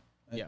There's no Little denying- buggy. I haven't had any There's bugs bugs. myself. I Little just buggy. mean to say there are very vast systems, whether it's the manufacturing and the outpost system, Shipbuilding, the outpost. You can do there's so much many. in the fucking game. Yeah. Cyberpunk benefits from it being concentrated. It's in the city. There's some territories. One big city. And what makes it, I think, feel a little more advanced is that seamlessness. When you go from an internal to an external environment, there's no loading. Cyberpunk to me is like a first-person Grand Theft Auto mixed in with like Fifth Element things. That's a good Like I can't futuristic. compare it with Grand Theft Auto because the driving is bad. No other game but Grand Theft Auto or racing but forget games about ever the nailed driving. badness. They It's improved but it has the same kind of Yeah, maps sandboxy and- yeah. kind of. Get in a car, steal a car, go where you want. You know, it's Yeah. True. Now let me ask something. If Cyberpunk had waited the extra 3 years and came out with a solid, complete game that they have They now, wouldn't have been able do you to. think it would have been a solid contender against Starfield? Good question. It Yeah. would. I think we would have people like battle, just like we had a Barbenheimer. Like I think if they released at the same time, there would be like arguments online about it, and you know people would be divided and picking and choosing, and I would get both of them and have to divide my time. So I'm really glad they didn't come out at the same time. Well, now we're getting the 2.0 update, which you don't have to buy the Phantom Liberty expansion to get. So you're going to get all the game enhancements, the updated driving mechanics that would have been noted, some of the updated skills, and I think there's a couple of new trees. There's a new stamina system. So now when you shoot, that's part of your stamina. Sprinting and movement is not, or some shit like that. It was like they switched it up a little bit. So now you have more of a combat meter versus a stamina The meter. fuck, if I shoot too much, I get exhausted? Not exhausted, but you the reticle gets larger. You know what I mean? There's less. You're not as accurate with that. So they much just tried to play. make traversal easier. Anyway, my point was that the 2.0 update is free, which is very nice. You do not need to buy that Whole expansion new just to story. get those updates. That's pretty big. Freddie Panulo's here. Hey! Freddie! Holy shit! He said, We got 1, 2, 3. and he yeah. must have seen your Sure. shirt there, Joe, So because he many said, alumni. look in my eyes, what do you see? Dozen muffins from Mindy's Bakery. That's the place where he was eating the muffins, right? During the Yeah, it was press muffins, conference? not a cream pie. Yeah, well, you know. Nope. I don't know if CM Punk gets that many of those. Sorry, I had to do it. Hell's even throws in terms of the cream pies. Be fucking slamming a clown's face into a fucking. Hell's mentioned No Man's Sky, with extra stuff every few years for fucking can't talk today. My migraine. That's another one that's in the running. You have Cyberpunk, you have No Man's Sky, you have Starfield. They're all kind of. Starfield is the middle of those two. So if No Man's Sky was on the edge on the left and Cyberpunk was on the edge on the right, Starfield is right in the middle of those two. That's fair. I think the best game ever would be a hybrid of No Man's Sky and Starfield. I would love to have just certain aspects of each game in both of them. So if they were both together, it would be one of the best space games ever. All right, so anything else in gaming that we missed? Rob's going to love the Division 3. That's all I got to say. Yeah, no, I'm not playing the Division. That one's for Phil. Yeah, they want an honorable mention for the Division. I just never. I don't know. I couldn't get into it. I played it. I never played the Division, and then everybody was playing it, and everybody was trying to convince me to play it. And I'm like, no, I'm not going to play it. And then like it became a joke and a running joke that it's like years later when the Division was no longer even being spoken about. I was like reminding you guys, I'm not getting the Division. You would just see that. And then Division 2 came out, and I was like, I'm not getting that either. And now there's Division 3, and I'm also not getting Division 3. Where the fuck is Splinter Cell? I would love We're that. on the Ubisoft. Now we're going for Ubisoft. I mean, I can't. I agree. It's been fucking almost a decade since we've had a Splinter Cell game. With all the Metal Gear conversation, I can't help but think, man, I loved fucking Splinter Cell so much. It was such At a least great we'll get the stealth Metal fucking Gear. game. Coming Metal soon. Gear. 30 I will frames, say though. that- Come on, bro. I know. What the Eh. fuck is with the 30 frames? Another fucking. still- Hey, Spider-Man 60 on every fucking mode. All ray 2023. tracing 60. I did want to mention I actually played the Division for 30 minutes, and I returned it, and I bought Rainbow Six Siege. Oh, and that I was- never that was a good regretted call. it a day in my life because Siege is one of the best games. Chris was the one who bought me Siege for my birthday to get me right. to I forgot play about it that. because I he was was trying like, to you get have to everybody. play That's how you this. do it. And I was like, you don't really give a shit. I don't really feel like fucking. No, you have to. You could blow down the walls. We can infiltrate. And it was one of the best birthday gifts ever. We got to get back on Rainbow Six Siege. I know Adam's fucking ears are ringing if he's Master here. Chief is fucking one of the guys. And then Hell's also said that where the hell is the Suicide Squad game? Is It's anybody looking delayed. They forward should to- just kill that we because I don't think anyone here gives a I'm shit. really about looking it. forward to that. No one they cares. they released Nobody trailers. cares. They released trailers, and the trailers were there's so Adam. bad based on the mechanics that they had to delay the game of the feedback from the trailers. They were like, "Yeah, that game may never come out." That would be shocking. be the but I mean, look ET. what happened never. to the Avengers game, and they came out with that anyway. I have such a Whatever, it's just backlog of shit right now. I don't need anything else. Like It's I have- all Starfield. I have right now not for scratched me. the surface on Starfield yet. Oh man, So It good. gets it. I'm like level 4. the fucking surface has scratched I'm me level on 40. Starfield, man. I'm fucking. It's it a scratched commitment. Me deep. It's tough because it's a commitment. Yeah, they're asking you to put, I would say, 20 hours into the game. That's got a before- lot going on. I haven't had time to sink my teeth into it, but I will. That's true. I haven't been sleeping. I've literally guy- it's sleep I wonder or why you Starfield. get fucking headaches. No, I have a migraine because I was gonna go to bed at fucking 12 at night, get a nice 8 hours of sleep, and then I just needed to upgrade my fucking grav drive, which then made my ship way too much, and then I had to start, and then all of a sudden it's 3 a.m. I can't swear to fall God, I asleep? time traveled. Now he's just- coloring no, the it- ship in, and it's 4 a.m. I've blacked out, and that game, it's like 2 hours ago. You just don't. I was You like, just. What are you, insomnia? You can't sleep? I It's do. that I good, think I do though. have insomnia. You know No, what no, helps with that's not insomnia? true. Yeah, I don't think that's true. I just think like sometimes good games come out, and you fucking ride that wave. You stay up late. You fucking game, dude, because that shit ain't gonna be here forever. Or you're gonna move on to the next thing, or and then. If you can, fuck it. Who gives a shit? Only living once here. I'm gonna stay up till 3:30 if I could do it. I really haven't been able to do that recently. I'm though. killing My myself eyes are just doing like, it. I am killing myself doing it. But if you're yeah, tough it's- enough. The older I get, the harder it gets. My I used to girlfriend be was able up to. till like 4 in the morning the other night playing Hogwarts. I've Wow. never been in a relationship that the other person's playing the video game and I'm trying to fall asleep. I he's in respect, a my respect relationship, went up baby. for her. My respect just went up. I love that.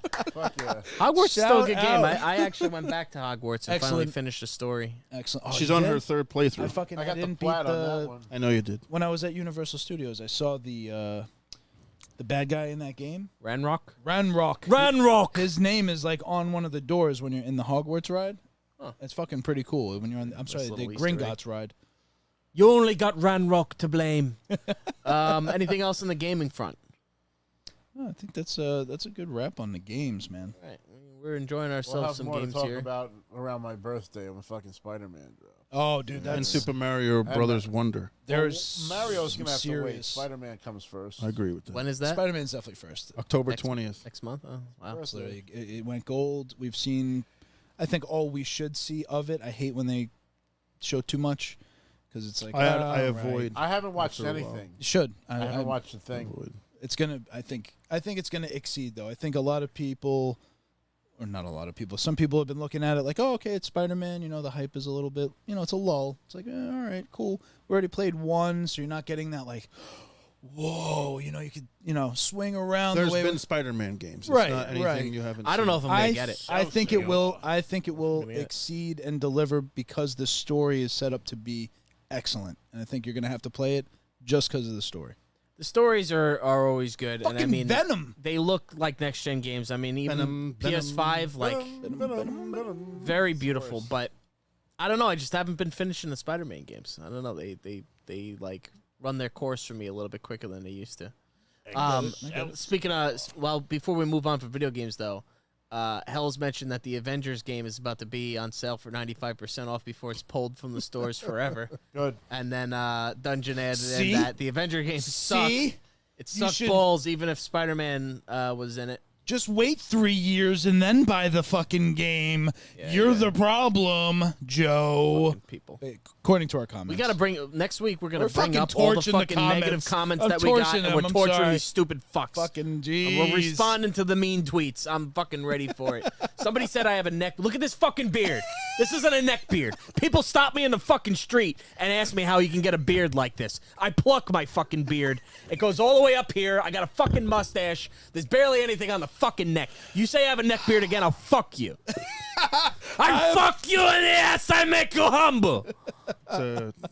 Just note to file anybody who makes fun of Chris's majestic beard That's is right. going to You'll get a get a cream fucking pie. note You're to gonna file. get a You're cream gonna pie. get a cream pie right in the fucking, right in the fucking taint, you motherfuckers. You, these fucking And soy we're boy. off the air. Oh, yeah, that's a good point actually. So, about AI. moving on from video games, while we're still kind of talking about AI, one of the breaking things, and I didn't know this until Vin brought this to my attention, but apparently, and maybe we should bring this. I'll bring this up here, Vin, if you want to. So apparently, Chris's favorite author, or one of his favorite authors now, George R. R. Martin, is suing ChatGPT because people, he's first anticipating people using it. The headline, I'm sorry, a month ago was that people used it to write the ending of the Game of Thrones, I believe the show, and then also to try to rewrite it. yeah, rewrite it. Yeah. And to actually write the book that's upcoming and highly The Winds of anticipated Winter? and never coming. Yeah, Winds of Oh. Winter. The AI-generated Winds of Do Winter. we know how much he's suing for? I Well, believe. here we go. I got it up on the Let's- screen yeah, here let's- for, let's, for get the the viewing official. pleasure. Take a look. John Grisham, Jody Picoult, and George R. R. Martin are among 17 authors suing OpenAI for systematic theft on a mass scale, against AI. Let's see here what we can find. I don't know if they're even saying how much. I don't know if they've established how much, the damages would be. It is imperative that we stop this theft in its tracks or we will destroy our incredible literary culture, which feeds many other creative industries in the U.S. Great books are generally written by those who spend their careers and indeed their lives learning and perfecting their craft to preserve our literature, yada, yada, yada, yada. What do you think? You think they're on the right side of this, Vin? Not that it's not. I don't think it's a question of right and wrong. There's a question of inevitability to this whole thing. Sure. Technology is inevitable. It's like trying to sue to not have your photo come up on Google Images. I think it's just such a vast tool set that how can you dictate what it can and can't do based on lawsuits? I think it's an uphill battle. They'll do it and they'll probably ruin it and I make think it not there's- fun anymore. Well, I think there's room for both because, Chris, you tell me, do you consider the expanded universe of Star Wars like Bible, or would you say because it was written outside of, or even a question for Rob. Rob, what was George Lucas's opinion on the extended universe of Star Wars? None of it was canon. He said that he didn't read any of it, if I recall correctly. He's like, yeah, I mean, that stuff sounds cool, but, I didn't really get involved in it whatsoever, right? He did not. The only things that he considered canon were the 6 movies at the time and the animated series of Clone Wars. In fact, there was even another animated series that he had created with Jendy Tartakovsky, which is not considered canon, which is funny. No, he also thought that the comic Shadows of the Empire was canon, I believe. No. No?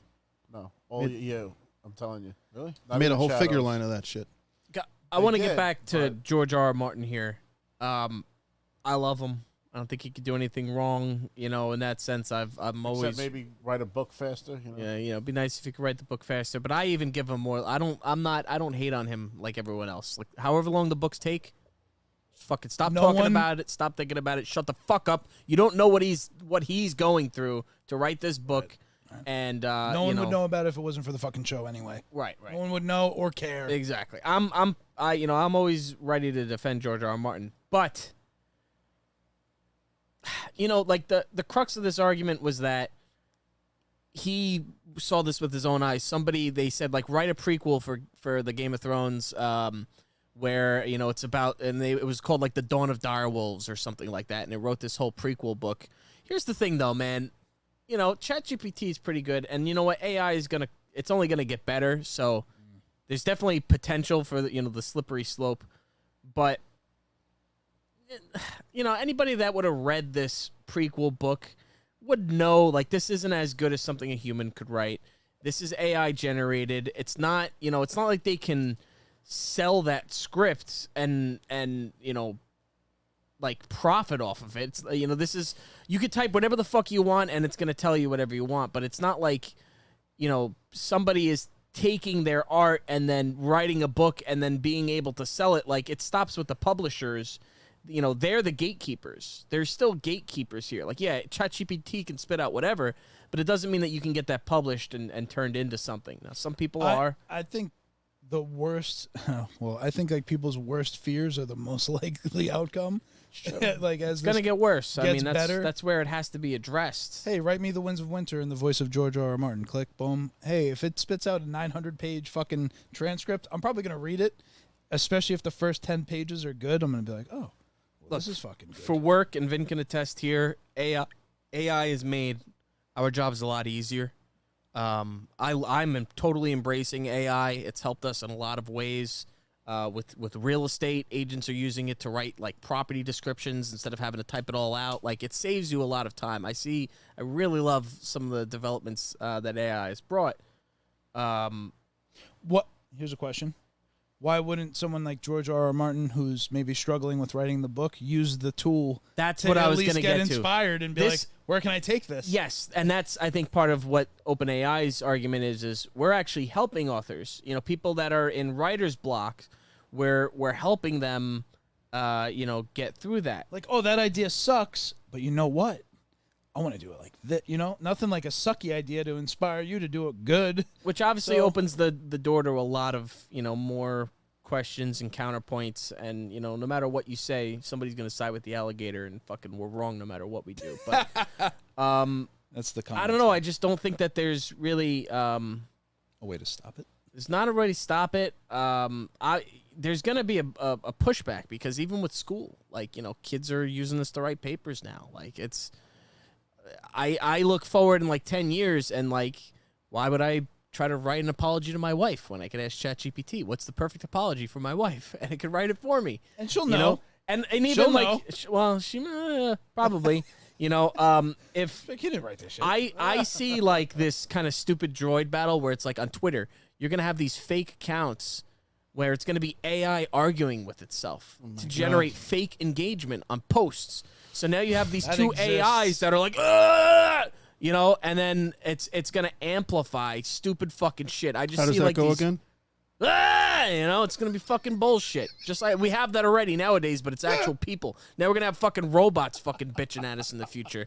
We're gonna post a video, and then a fucking AI is gonna be like, no. Nintendo is infallible. You know what I mean? It's like Your beard's not majestic. It looks like a cream pie. AI is gonna tell me that my fucking beard, looks like powered shit. Google is going to tell you to stop looking at porn. Yeah, it's gonna tell you how to fucking. All right, let's segue out of this. Well, hold on. We got some comments here. Holy We got some shit. comments. Hell said AI needs work. Phil said if you input something into ChatGPT, do they own the intellectual property? Do you give up the rights? No, I think they actually made a lawsuit about that where if you generate something through AI and publish it, you have to take legal responsibility for it.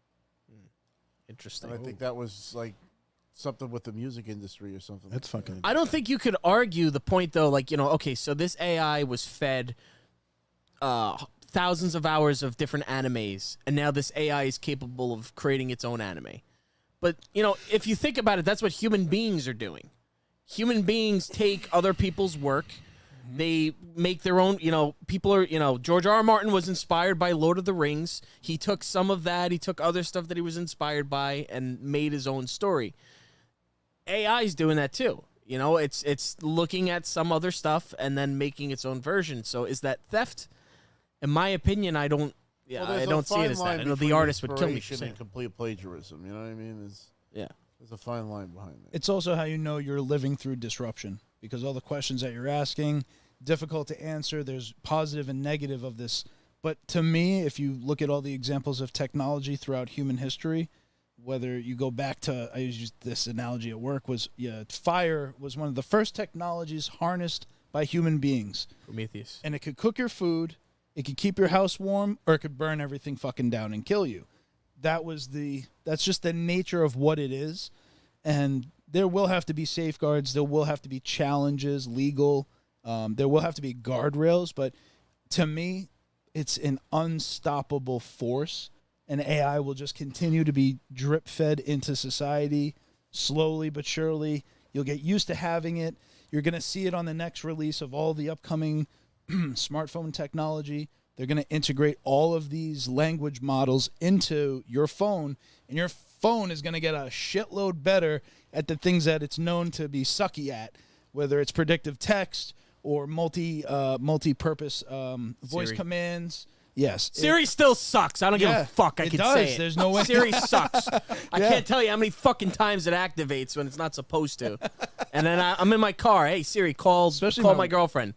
Hold on, I'm working on that. Right. Motherfucker. You fucks. Motherfucker, you. And by the time it gets seamless, you won't even think about it. It'll just happen. Hell's mentioned that somebody made an AI, you had AI make a Drake track that's actually pretty good, and they're submitting it for a Grammy.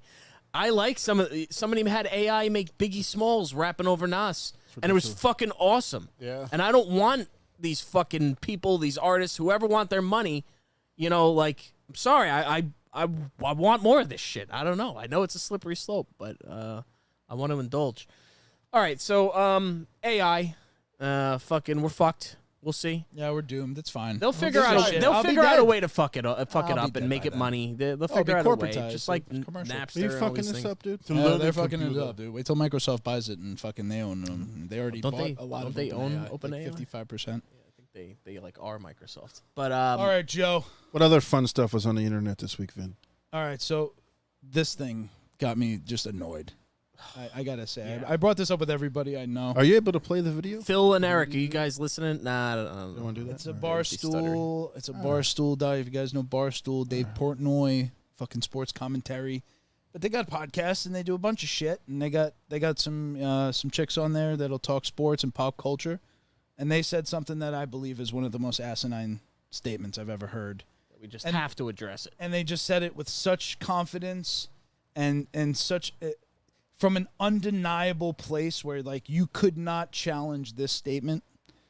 And the statement was, Taylor Swift is the most famous person on earth right now. Bullshit. Can't even find it. Come Get on. the fuck out of Come here. on. The most famous person on earth. The most recognizable face. Wasn't Arnold On Schwarzenegger? That's the first point of Who- where you go wrong. So then I'll pitch this to you guys. I want you guys to go around. What are our measurements? Who to you is the most famous person on Earth? I'm curious to see what the chat's going to say to this. I want to hear everybody's opinion. Who do you think the most famous person on Earth? Religious, movies, music, politic. Who? When you We're say, not talking politics on listen, this when fucking you show. say the most famous, that's. I wish we could watch the video because of the way they say it, and then somebody brings up a You couple said it of perfectly. They say it like it's undeniable. Like Taylor Swift. Bullshit. No, you're an idiot. Taylor Swift is the most famous. The guy mentions the Pope, mentions Obama, he mentions a couple. Nope, Taylor Swift. You're wrong. Children, Taylor Swift. You're wrong. Anybody under the age of like 25, even then I'm like, I don't think she's the most recognized face on Earth. But when you say Earth, you're talking about all these other countries that are smaller that really don't have access to pop culture and things like that. So that's a weird one to kind of coagulate and really figure out. Like I think everyone's going to have a different answer to this. I think there could be maybe a top 10 list or something like that. But for me, it's Michael Jordan. It's not even fucking close. Who doesn't know who Michael Jordan is? Who doesn't know what basketball is? Who doesn't know what a sneaker is? Every country, somebody's wearing a sneaker. You can say even the poorest countries in the world, somebody in that country is wearing a sneaker, and if they're wearing a sneaker, they know what an Air Jordan is. In the most developed countries in the world, Nike exists there. Yeah, Jordan exists there. The brand Jordan. Yep. Now it was asked. Now has Jordan's brand faded? No, has Jordan's? No, it hasn't. Sales alone. So here's my conundrum with this. I think the question should be rephrased. If we show you a picture of this person, would everyone on Earth recognize it? So if you show a picture to Taylor Swift to someone in a third world country who's never listened to her music, has no clue, if you show a picture, are they going to know who that is? If you show them a picture of Michael Jordan, Muhammad Ali, Arnold Schwarzenegger, are they more inclined to kind of know this person? It starts to get down to age. It does, because Michael Jordan isn't as famous as he was 20 years ago, because kids today will have never seen any of his basketball games. Well, what about LeBron James then? So I said a couple of things about that. The LeBron James Michael Jordan argument has kept Michael in the conversation for a extended period of time alone. 20 years. The question posed to me by Phil was, has Jordan's brand exceeded him? Meaning, is the logo more recognizable than the face? Yes. Yes. Yes, but because I think long before, God forbid, when the day comes where we lose him, that logo's never going to die out. But to me, the brand is him. He said it himself. If I didn't do these things, this brand means nothing. Sure. It's not a cool logo because it's Jumpman. Yeah. It's the Jumpman who is Jordan. It's Air Jordan. It's what I did in the game. It's not a obscure brand like Fendi, which is like Rihanna's thing, or some abstract. It's Jordan. His name is the brand. His success, his ability, that is the brand. So is that your choice, Michael Jordan? Is he your... Is he my choice for the most famous person on Earth? Absolutely not. There's just more figures that you could put out there. It just like kind of came into my head like, well, fucking Michael Jordan's more famous than Taylor Swift. Let me jump in here. He's been famous for 4 decades. Let him get to his pick. Who do I think the most famous person on Earth is? It's hard to argue with shit like Pope Francis or, religious or political figures who are fucking...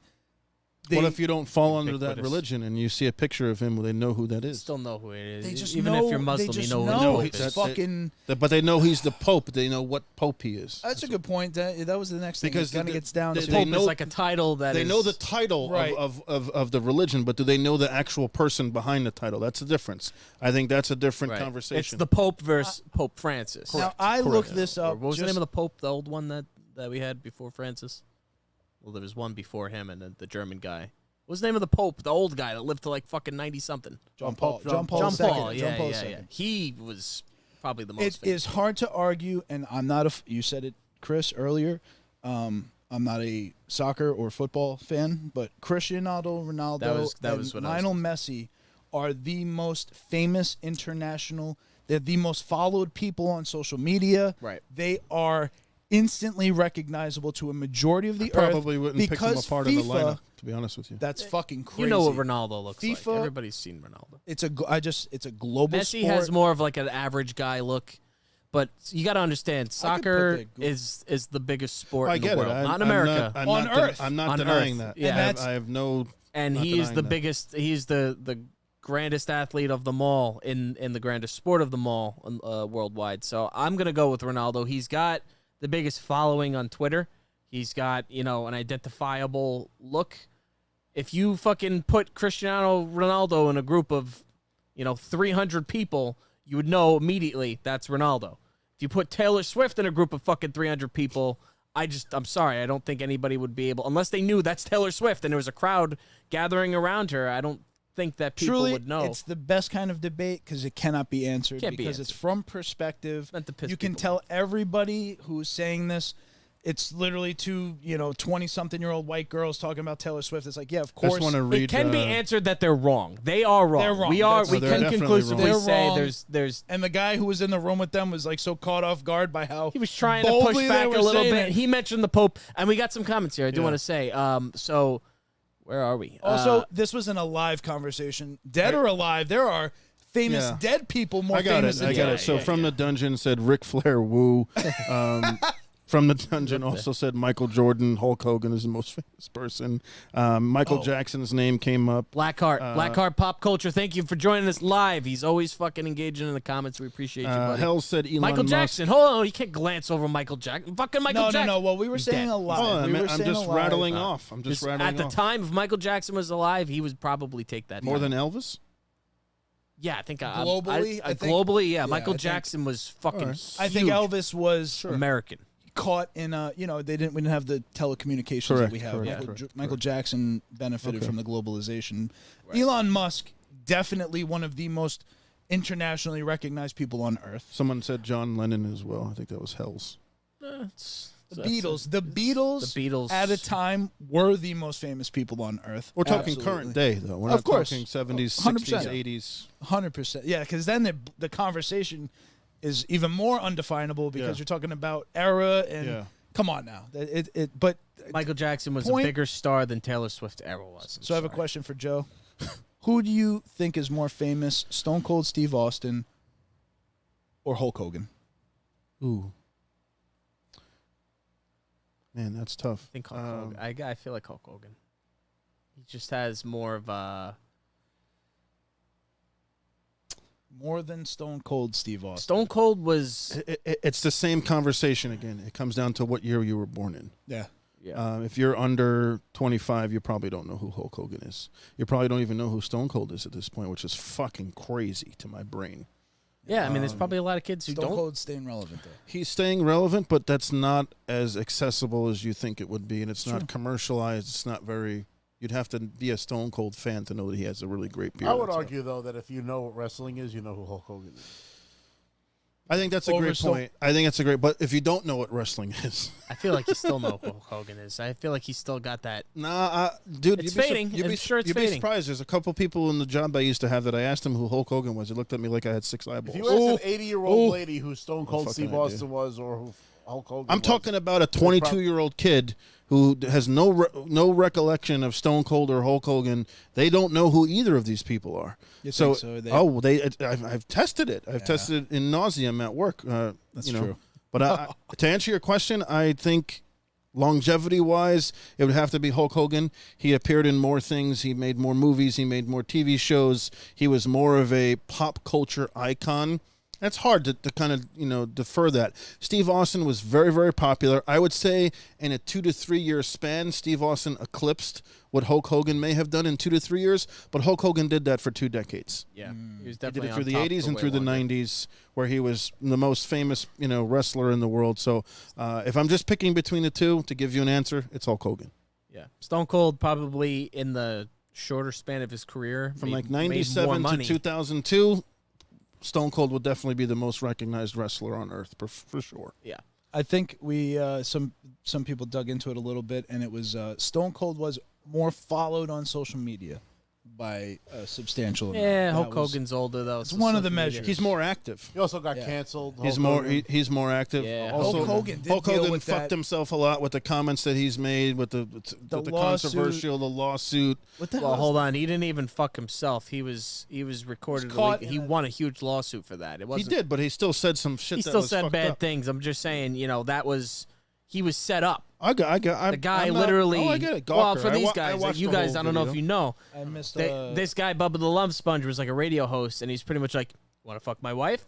Yeah, okay." Hulk Hogan, sure, he'll fuck his wife. Want to cream pie And my then wife? you want. He's throwing pies at her? We gotta stop. That word is the AI is like. We're gonna get canceled over cream pies. What the fuck was food. I saying? The cream food. pie just. So the guy want Hulk Hogan to fuck his You want to wife. fuck my wife, and then then they recorded him without his knowledge fucking his wife, Ugh. and then afterward he's like fucking. And that was a Peter Thiel fucking lawsuit. Yeah, That exactly. was part of that Well, Peter website. Thiel helped him out. Gawker, he won a Gawker huge outed lawsuit. Peter Thiel for being gay. But it and he also took them down. fucked his career. I mean, he was never Hulk Hogan was never had the gravitas that he had after that. But we're getting off topic. We're talking about the most famous person in the world. Tom Cruise. Just some of the comments we have here. Does everybody have their pick? Like your pick was who? I would say Elon Musk is. Your pick is Elon. No, you know what? Fuck that. I'm pushing back on that. Elon Musk has the most followers on Twitter, but that cocksucker has so many fucking bots following him. No. Yes. It has nothing to do with that. He's got bots following him. Tesla, SpaceX, and they're not even named after him. They're not like Elon Musk company. Sure. It's literally. I'm not denying his success. They just know you see that face because of his meme ability. All of this shit, it's literally like, oh, that's Elon Musk. So I'd you're be saying hard- you're saying a lot Elon of that shit and you're is fake. saying I Ronaldo? think half of his fame is fake engagement from fucking bots. Wow. You can see it I'm in the saying his face. Look at the tweets on his I don't fucking care about his ex. whatever. Fucking I don't look cares. at that shit. I don't. I just really mean care. to say his face currently in this He's day and He's age- memey. Yeah. You he's think definitely- someone in a third world country who has no internet and has no access to Twitter or X, whatever the fuck it's called, knows who he is? fucking Well, yeah, there's plenty of people. I'm from Indonesia, Elon. Can you give me money? Starlink Stupid is fucking an Elon shit. company, and that's giving. Yeah, but access. nobody knows what the fuck We know what Starlink is. A regular fucking They're person for doesn't know third what world Starlink- countries. That's what the whole fucking thing is for. Well, what? And then he'll again, turn it off when it's convenient for him. Well, Fuck yeah, Elon. that's a whole other I thing. fucking hate Elon. He We're not talking can't- about it. We're I'm not just talking saying about it he's the anymore. most Fuck that famous guy. face, I fucking hate Elon. But Tom Cruise, man. Tom Cruise was another name Cruise. that came up. Phil brought up Tom Cruise. I was like, His star was bigger international- back then. He was a bigger star in the 90s, I think. Or Think late. so? Yeah. Tom Maverick, Cruise. and that was like the best. Top Gun was a great movie. Mission recognizable Impossible face, man. series, but I mean, hold up a picture. if you Who's talk, that? who would you rather see, Tom Cruise today or Tom Cruise 30 years ago before the Scientology? I think everybody would say Tom Whoa. Cruise 30 years ago. And fuck the Church of Scientology while we're at it. Fuck you guys. Yeah. I don't give a fuck. Agreed. I'm waiting for the people, the Scientologists in the comments to be like, oh, you're wrong for... I'm going to say my second pick would be Arnold Schwarzenegger. Arnold. That's right.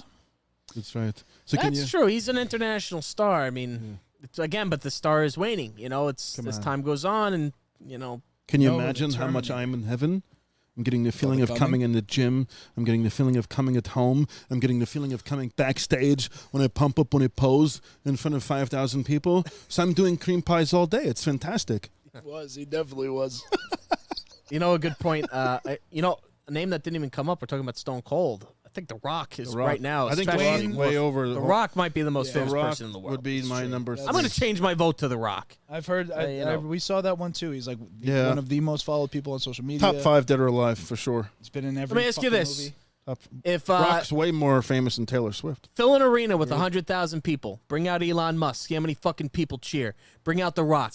I guarantee you it will be deafening. Fame. I said this. mean, Fame is not the only popularity pushback I'll say and is relevance. those fucking Taylor Swift tickets were astronomical. So people paid big bucks to see her in all those fucking arenas. Well, she's getting a lot of flame right Stadiums, now. Stadiums. But- I'm just saying. Fame, I'm just saying. popularity, and Just to play devil's relevance. advocate, you know? Those are three different things. But- Being famous, being Fame, popular, popularity, being relevant is. I said Andrew Tate is relevant. Doesn't make him more I'm famous. just than talking anybody. about showing someone a picture and they immediately know who that is. Oh, That's what we're talking about here. Word. Rob, you want to make a pick here? I think there's other measures for success. Social media followers. We're not talking about success. We're talking about fame. Well, I'm talking about fame. I'm saying I Jesus think Christ is the most famous person on earth, dead or alive. You said know it, what I man. mean? Actually, no. I would say Muhammad is because there's more Muslims than Christians in the world. So Nobody Muhammad- fucks Can't with the see Jesus. Muhammad though. Muhammad That's true. doesn't have That's a face. true. He doesn't have an image. That's true. Wow, Right. we're Getting treading. Well, hey, you know what? We're getting philosophical. There's nothing wrong with that. I could think of Jesus in a tuxedo. I'm fucking front row. Leonard Skinner. Just some comments because we have some more here. Phil mentioned like the Tom baby Cruise, Jesus. Justin Bieber, and then he said, "I gotta go." I gotta go. From the Dungeon had a good one, and this is gonna end up being another fucking 30-minute discussion. So I don't even want to ask it. But who's more popular, Superman or Batman? Batman, You think Batman? 100%. Better movies, more movies. Definitely better movies. Not even close. Well, now, yeah. Well, He has now, more he's comics. like He's fucking had more. 12. hold cartoons. on. But You're Superman, you're the S only on the talking chest, about the Dark Knight trilogy. the S? Well, not true. The ones before that were good too. That's You've you're had right. 4 Supermans the latest- with Christopher Reeves. You've had the 2 shitty ones with Henry Cavill, and you had that other one that was an Yeah, but abomination. you're thinking about the short term. I'm thinking. If you look at Superman from the beginning, Superman Right, has 60s, always been the 70s, bigger 80s. hero. Yeah, but those people are dead right now. what's a more famous symbol? The S on the chest or the bat signal? I'll give you one that's probably more famous than both of them, and that's Spider-Man. Yeah. No, Well, I think he might have maybe I would say overtaken. the Superman Fuck, now. symbol is probably more recognizable. So if now, you- if you held up talking all- about today, now, If right you now. held up all 3 in their Yeah, but costume, Spider-Man has constantly changing symbols. Superman has had the same fucking symbol on his chest since 1939. He's had different outfits though. But he's had the same symbol. That's a Spider-Man good has point. different Batman's I'm had spines. saying different if we tats. held That's up a all 3 That's a good point. logos, That's you'd a be good point, Rob. S Even on the Batman- chest. Before we symbol get has sidetracked, changed. can you let him pick his fucking person, Rob? I want to hear your pick. I mean, most famous person Sergeant ever, Slaughter. No. I mean, there's an argument to be made for Snoop Dogg even. Snoop Dogg does international commercials and music videos and shit. Hold He's on all now. over the fucking place. relevant Let for me- 30 let plus me- years. Let me jump in here though. Snoop Dogg does like fucking Cricket Wireless commercials and like Corona. fucking like goofy commercials, and he's definitely everywhere. But Snoop Dogg is not a box office If you draw. look at a picture, the person's going to be that Snoop Dogg. That's the thing. There's just so many ways to measure it. A person in this country, possibly, but we're talking the world. That's a very complex question. When And you, I'm saying that I he went to goes Sudan. to these other countries and does shit for any kind of money. yeah, I mean Snoop Dogg It's is actually definitely, crazy how much more famous some people are outside of America than they are here. right. So I almost think Snoop Dogg would fit because his fame might be larger overseas than here. I'm big in Japan.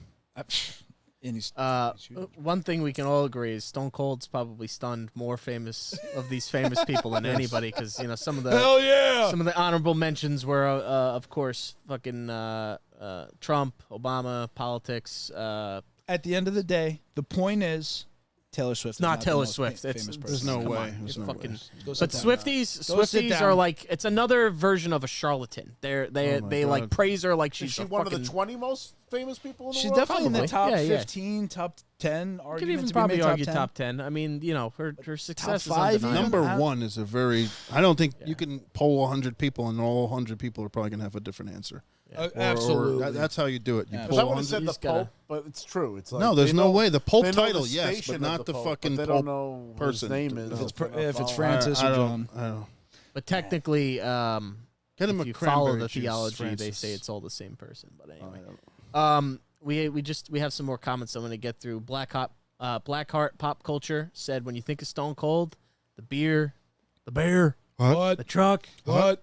the IC title. Well, I don't say What? the IC Hulk title. I Hogan's think the of the vitamins Power and the players, Trip. bro. What? many famous stunners. It's true. What? Power Trip was a great short-lived tag team with Triple H and Stone Cold, and then fucking Triple H got injured, and then Stone Cold was like, "Well, he's a sumbitch. He never did nothing for me." Anyway, beyond that, Hells said, "I think The Rock is going to piss off his Hollywood friends by taking WWE payday during the strikes." That's a criticism against The Rock and Cena right now, is that since the Hollywood strikes are going on, they're going back to wrestling, and then it's like, oh well. Can't fault anybody for trying I'm to make sure money. no one in the WWE offices is complaining about that. Right. And you know what? At least he's not feeding Hollywood, so, fucking let him. Well, that's the benefit of all the fucking hard work he put into the WWF. Right. And he transitioned. He into showed movies. up for one fucking day. It's not like he's back regular full time right now. Would you Seen fault it. an And- actor for getting a waiting job to like hold them over until the strikes are It's over? just to be It's the same mad thing. and just to Yeah. criticize him. Agreed. So beyond that, Of course. Real Rocket Boy is here. What's up, Real Rocket Boy? From the dungeon. Let's see here. Phil Dunphy just doing Rihanna. I'm saying, Rihanna. is Taylor Swift more famous than Beyonce and Rihanna? No. Here's go back to the point before though. Beyonce alone. From the dungeon made a good point. He said the most common name in the world is Muhammad. So maybe you don't have a picture of him, but Well, we defined it by, hey, if we held up a picture. Muhammad Ali would be in my top. Do you have 10. a picture of Jesus though? I mean, yeah. we got Which plenty one? of pictures. Yeah, a lot of Yeah, pictures. well, you got the What do you picture of the White the Jesus. white Jesus you guy. Obi-Wan Kenobi Jesus? Got like Obi-Wan three. Kenobi. Yeah, Not yeah. Ezra Bridger Jesus? Dear Lord, baby Jesus, I'd like to thank you for this festive feast of KFC, Taco Bell, and the always delicious Pizza Hut. That's good. All right. We want to well, talk about Ahsoka? let's talk about Ahsoka. You kick it off, Rob. You said that you didn't watch it yet, right, Chris? I didn't watch it yet, but I'm totally. I mean, it's already been spoiled for me. It's my own fault. You guys can talk about it. I'm a piece of shit for not watching it, and anybody else that's complaining about spoilers, you're a stupid fuck too. So All right, so they finally like get to where they were supposed to go. They're on this planet. They're with the Night Sisters. They, we're getting a lot of the boxes checked that we've been anticipating for the season. I think a lot of people felt a little Perhaps. disappointed with this latest episode because the hype was so real for the last episode that And it then was Elon so Musk good. comes out and he's Thrawn. And it's we're seeing an older Thrawn. We're expecting to see like super strong, super like young looking Thrawn, but that's not realistic considering it's been like 15 years since like the whenever the hell just the last just time we age saw him. slower. So it was I thought it was a good episode. I love any screen time with Balin Skull. I think he's a really Awesome. fascinating character, and it really breaks my heart that Ray Yeah. Stevenson passed away. And not just for the fact that we lost, Balin Skull, but I thought he was a great actor, and I thought he was really cool. But He was always a badass. we finally got to see Ezra Bridger as an adult, which is crazy.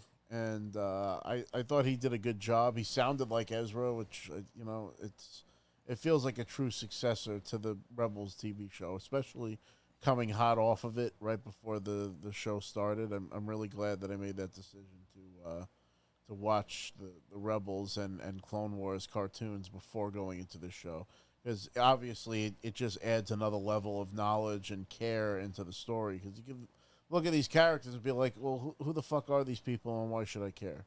Why is this blue guy and this guy with a beard significant, and why are they all the way off in this distant universe? But this is the very first time in Star Wars official media that we're getting Grand Admiral Thrawn live action, and that's something to be said, because this is the first time where they've taken a real EU character and brought them into the fold as an actual canon character in Star Wars, Right. which is a testament to Timothy Zahn, who brought him to life back in the 90s for the Heir to the Empire book series. I thoroughly enjoyed those books too. He killed it once again. I listened to the 3 Thrawn books. It was Thrawn Alliances, and Thrawn Treason. And then there's an Ascendancy trilogy that I haven't listened to yet, because I'm hot and heavy on Lord of the Rings right now. I read them back in middle school before they were movies, and I hadn't revisited them in all this time. So You're gonna throw the AI off if you start talking about Lord of the Rings right now. that's been the latest thing. But Ahsoka's been good. I would say that this, besides Mandalorian, is like my favorite Star Wars media that's come out since the Disney acquisition. Thrawn is like the most successful villain that is non-force wielding, which in the Star Wars universe, challenging to pull off. Well, sorry, actually, I was about to get into the Star Wars legends and start going off, but So I think with to your point about the success of the EU and Timothy Zahn's character, Thrawn being an intellectual opponent, it's what makes him excellent in Rebels, and now that I've started Heir to the Empire and I'll probably get onto that trilogy as well.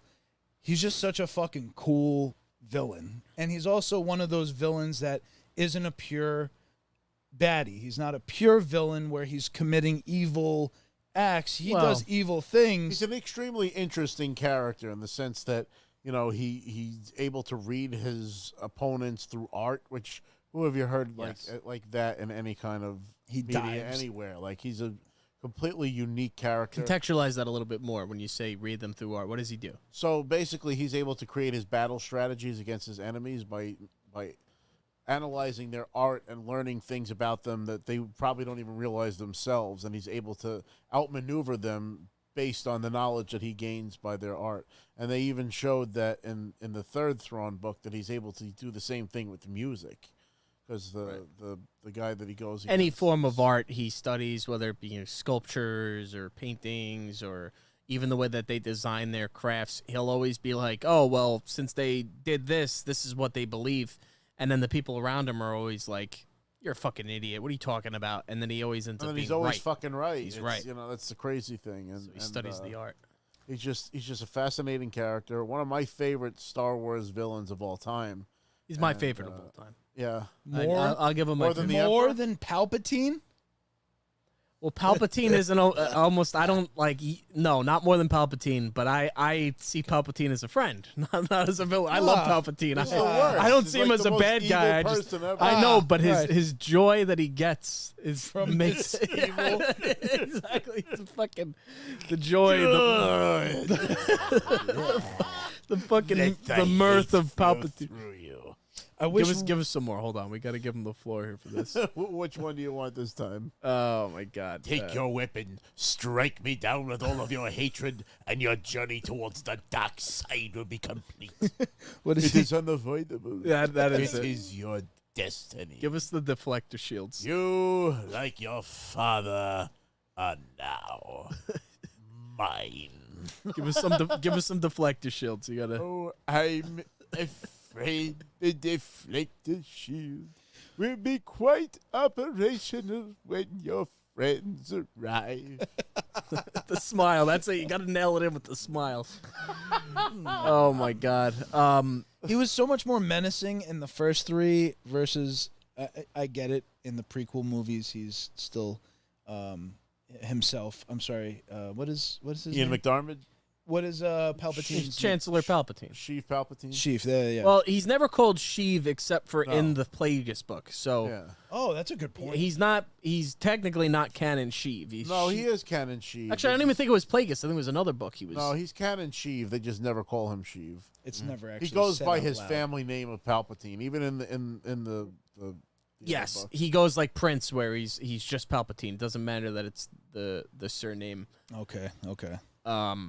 That would be a good one day if we do another when we do another Star Wars episode, is to talk more about our favorite villains. I think we get a lot of good stuff in the comments there. I'd love to hear everybody's opinions because people are already talking about villains. Blackheart talking about he loves Darth Maul. Maul's great. Might be a case, but still Maul cool. was like a simple character that just looked badass, and they really fleshed him out in those cartoons. Blackheart actually said something that I love.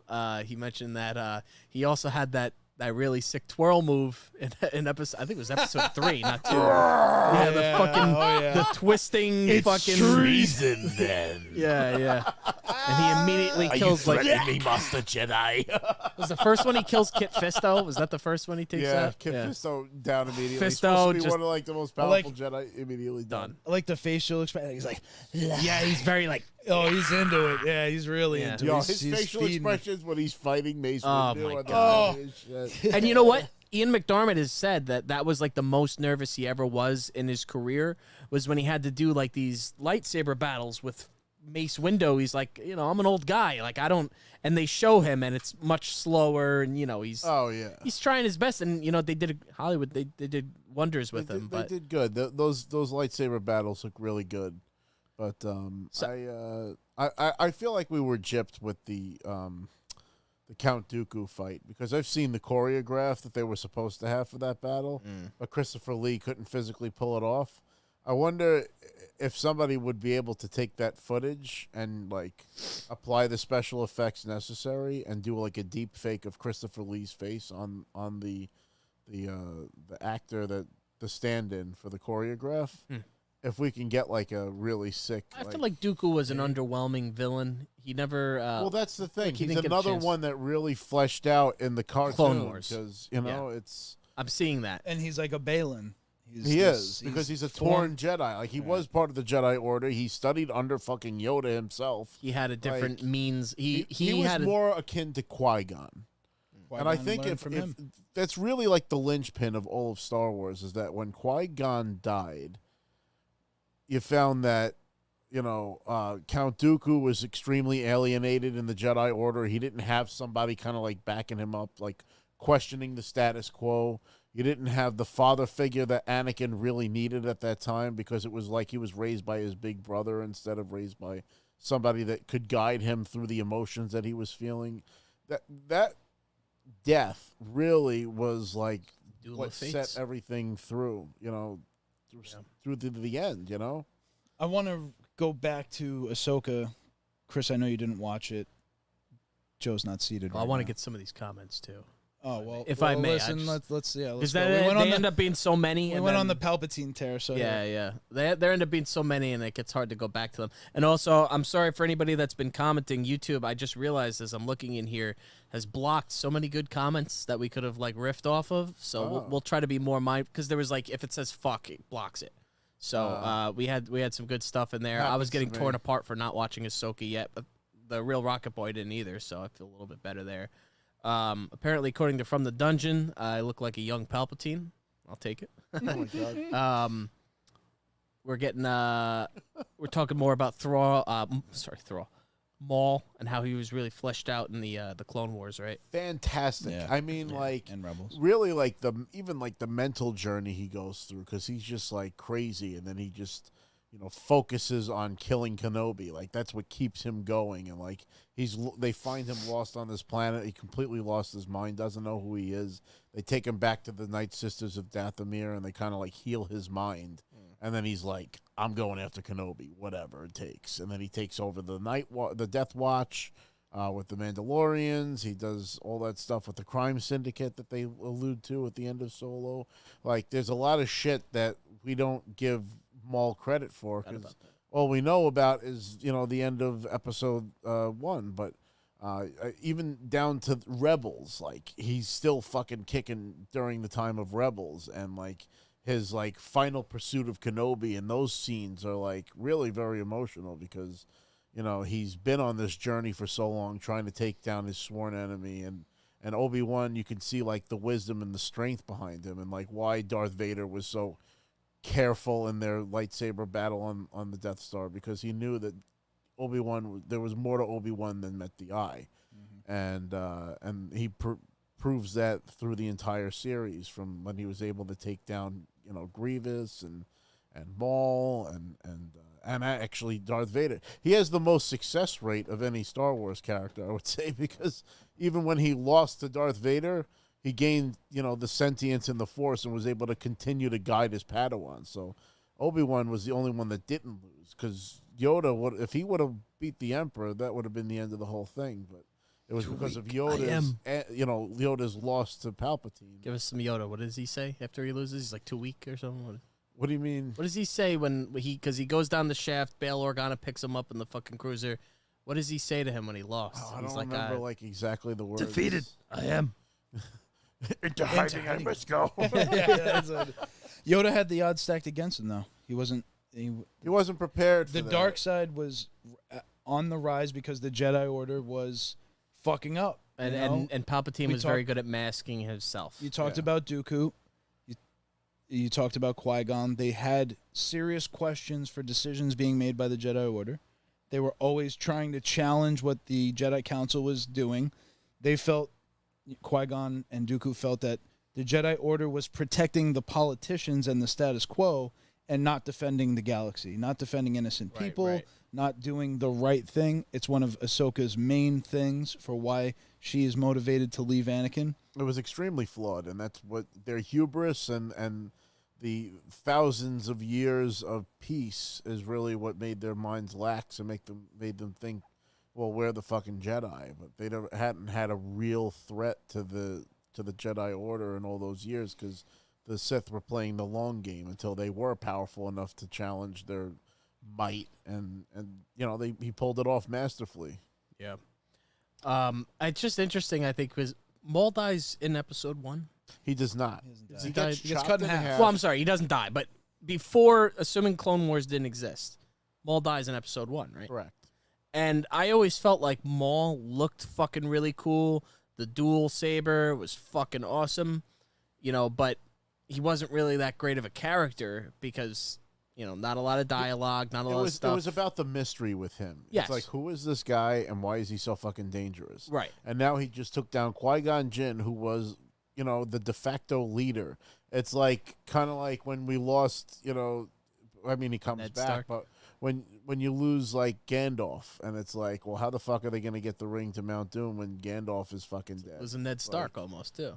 But What I was going to say is it's just interesting because I feel like he would have not been an afterthought, but apart from Clone Wars, which I still haven't seen, like Maul would, if not for Clone Wars, I Maul don't think has a Maul very would have ever- underwhelming story in the canon Star Wars movies. It's not until they start bringing him into animated series. Yeah. Because what the Clone Wars was meant to do was explain what the fuck happened in Star Wars in the time that they didn't have in movies. Anakin Skywalker and Obi-Wan Kenobi are supposed to be best friends and have all these adventures together, and we get a very diet version of that in the movies because they're 2.5-hour movies. You know what I mean? How much are you going to get in there? And people felt that it was very plastic because they were using a lot of CG, and it must have been very difficult for the actors to really sell their performances. And then George Lucas was making very dry dialogue, and then they were able to do more with the animated series that was able to tell the story better. According to From the Dungeon, I don't know how true this is, he said George Lucas wanted Darth Maul to be the bad guy for episode 7, 8, and 9, but Disney threw those scripts in the garbage. Vin, I'm sorry, you've been trying to make a point, and I keep stepping on you. Darth Maul was the most visually striking thing to hit the screen in almost all of cinema. He looked at the time. badass. When he unveils himself and you're like, holy shit, this guy just looks fucking awesome. He's in one of the best duels ever in Star Wars history.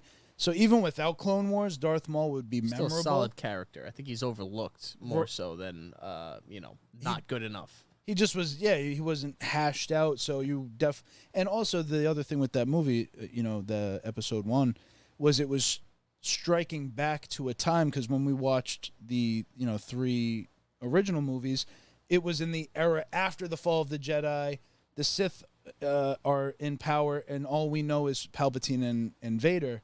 But to see a earlier Sith that was just not a robotic Vader, that was unlike any other being that we had seen before, it brought something new to Star Wars that was just missing. It was the first new real Star Wars story since 1983, too. Right. And it's 1999. It's like, shit, we haven't had a Star Wars movie in a really long fucking time. And there was... I think what they really shot themselves in the foot with, though, was with the merchandising and with the commercials. They gave away way too much of the movies before they came out, and people were overhyped for the movie, so that when they went to the theaters, they felt disappointed. But could you imagine if there were no fucking commercials and they just put out Star Wars with Star Wars posters, kind of like they did, with the original release of the original Star Wars, and then people go to the movie theaters and see fucking Darth Maul and see the double lightsaber, and then the word of mouth of like, you got to go see this fucking movie because see what they did with the lightsabers and this shit and that shit. I think it would have gotten a better reception. You know what the other people thing were too? buying toys at midnight releases of toy. That was the first time they ever had a midnight release of a toy in Toys R Us. I was talking to one of my coworkers. She worked there from like 1988 until like we were working together. And I was like, what was the craziest toy craze you've ever seen? She was like, there's 2 things that come to mind. When the Cabbage Patch dolls came out, the mothers were fighting each other in the aisles. And then the clamoring of people at the midnight release of the episode 1 toys. People lost their fucking minds, and they didn't know what they were buying into. They figured it was probably going to be very collectible. They probably thought it was going to be worth a lot of money. This is episode 1, Star Wars, the original Star Wars trilogy. Now there's a collectibles market. If the toys had come out after the movie, and then like people would, I think it would have been a different story. Agreed. one thing that Lucas had criticized the newest movie, well, the first of the new movies, one of his biggest criticisms when he saw it was that it did not introduce any new technology or filming techniques, where he felt that Star Wars was a defining moment for cinema in both of their releases. In the first, in the original, visual effects. It was one of the first. And the audio effects. I mean, the Right. audio, there's like a book out there that you can get that has like all the, like it has buttons for like all the different audio I have a bites. great fun fact for you. It tells you all of like the history of how the sounds were developed. The sound I just saw a video today of how the sound for a lightsaber was developed. Oh, so that was the one. So funny enough, Pretty cool. it's two sounds combined, and it's an interesting one because it's kind of an ode to cinema as well, because the audio engineer recorded the sound a projector makes. The hum of a projector. Yeah. Right, the hum, the mechanical hum. And what was the second phase of the noise? It was his. It was the TV? hum. It was a hum from his TV, and then he took like a microphone. It was a wand. It was like a The wand, mic. and he would like boom, and like as you moved it closer, it would cause the feedback. I forget the effect. Well, no, that they call it. he layered those two sounds, and then when he waved the mic, Yeah. the air catching, making that noise, but whomp whomp, Right. it just fed itself. So, to the point of George Lucas criticizing the newer movie, he just felt like it didn't do anything new, and in the second trilogy, that was like the first fully green screened or blue screened whatever movie, and it was one of the first done by fully digital editing booth, where they could not only was it the no, it wasn't the digital. They could use visual effects and splice takes. It was the first time this was ever done, and it was breaking every rule that was ever in existence. They would take, let's say, Samuel L. Jackson's performance from one take, and they would merge it over another, let's say with whatever, Ian or Qui-Gon, and they would use a big one was with like Obi-Wan and Qui-Gon. They would just take, this one was really good with Nelson. What's his name? Nielsen? Liam Neeson. Liam Neeson, damn it. And then it would be like, oh no, and then we're going to take what he said here, and we're going to put them together as if they did this together. And he basically broke like every rule in the book, to the point where the editor was looking at George like, are you fucking crazy? Like this, we're never going to be able to pull this off. And then it turns out later, as time went on and that technology became more available, a lot of people started doing that shit. But here's the So he was always an counterpoint innovator. to that is that a lot of people felt that the prequels were like overproduced and too They are. many effects and too much CGI, and so it's Now, when George Lucas saw the volume, what they used to that's do that's Mando. the funny thing is that like Star Wars continues to have like the cutting edge of technology in its development. He and felt that's like the new thing. George felt when he saw the Mandalorian stuff that was more true to Star Wars and innovative tech and what was possible and unlocking new storytelling potential versus what those movies had done from Disney. But on the flip side too, how nice is it to see them still using old, antiquated even technology? Like for instance, Grogu is a puppet. Bro, I'm so They glad that have- Grogu. I think people prefer Even him the to be a Loaf puppet. Cat, something as simple as that. Like it could have been just a CG cat you saw for 3 seconds, but no, they actually animated the thing, and it gives it that grounding, because everything could be so fantastical, but when you see something that looks tangible next to the characters that are there, that's what really makes Star Wars feel real. and that's what you get when you have people like Dave Filoni, who grew up as fans, now integrated into these projects, because they're looking at it from the angle of what did I love about it, and they're trying to bring that in and they're trying to bring that back. Funny, I saw the model maker who made Ahsoka's ship. He's like one of the original model makers. This guy goes back to ILM in the 80s. You know, he worked on some of the earliest stuff. I think he worked on the original X-Wing and this. Like, the people who are involved now were involved all the way back then. They're so anchored to this story. And I think in Ahsoka, to me, that stuff is translating the best I've ever seen it. Better than Obi-Wan, better than even Mando. Not better than Mando. Mando's great. It's just that I have some of the other foundational pieces to what I'm seeing. It is a seamless is the most seamless transition I think we're ever going to get from an animated story to a live action. I don't care how good One Piece is or any of these live action fucking, It's true. Usually that gets bungled. Well, that's the difference, is that this is a continuation. One Piece is a remake, which I Yeah, will say, fair point. 5 episodes in, it's very good. Captures a lot of the charm of One Piece, and like what gets people into it is like the characters and the story and the interactions. I heard it's great. While they It's not change a criticism. lot of stuff, it's good. But this is a true Sequel. Yeah. a continuation of a story. Mm-hmm. We're looking at the end of Rebels, and then we're looking at the beginning of Ahsoka, and these are the characters years later, as if it was like season 5 of Rebels, Yeah.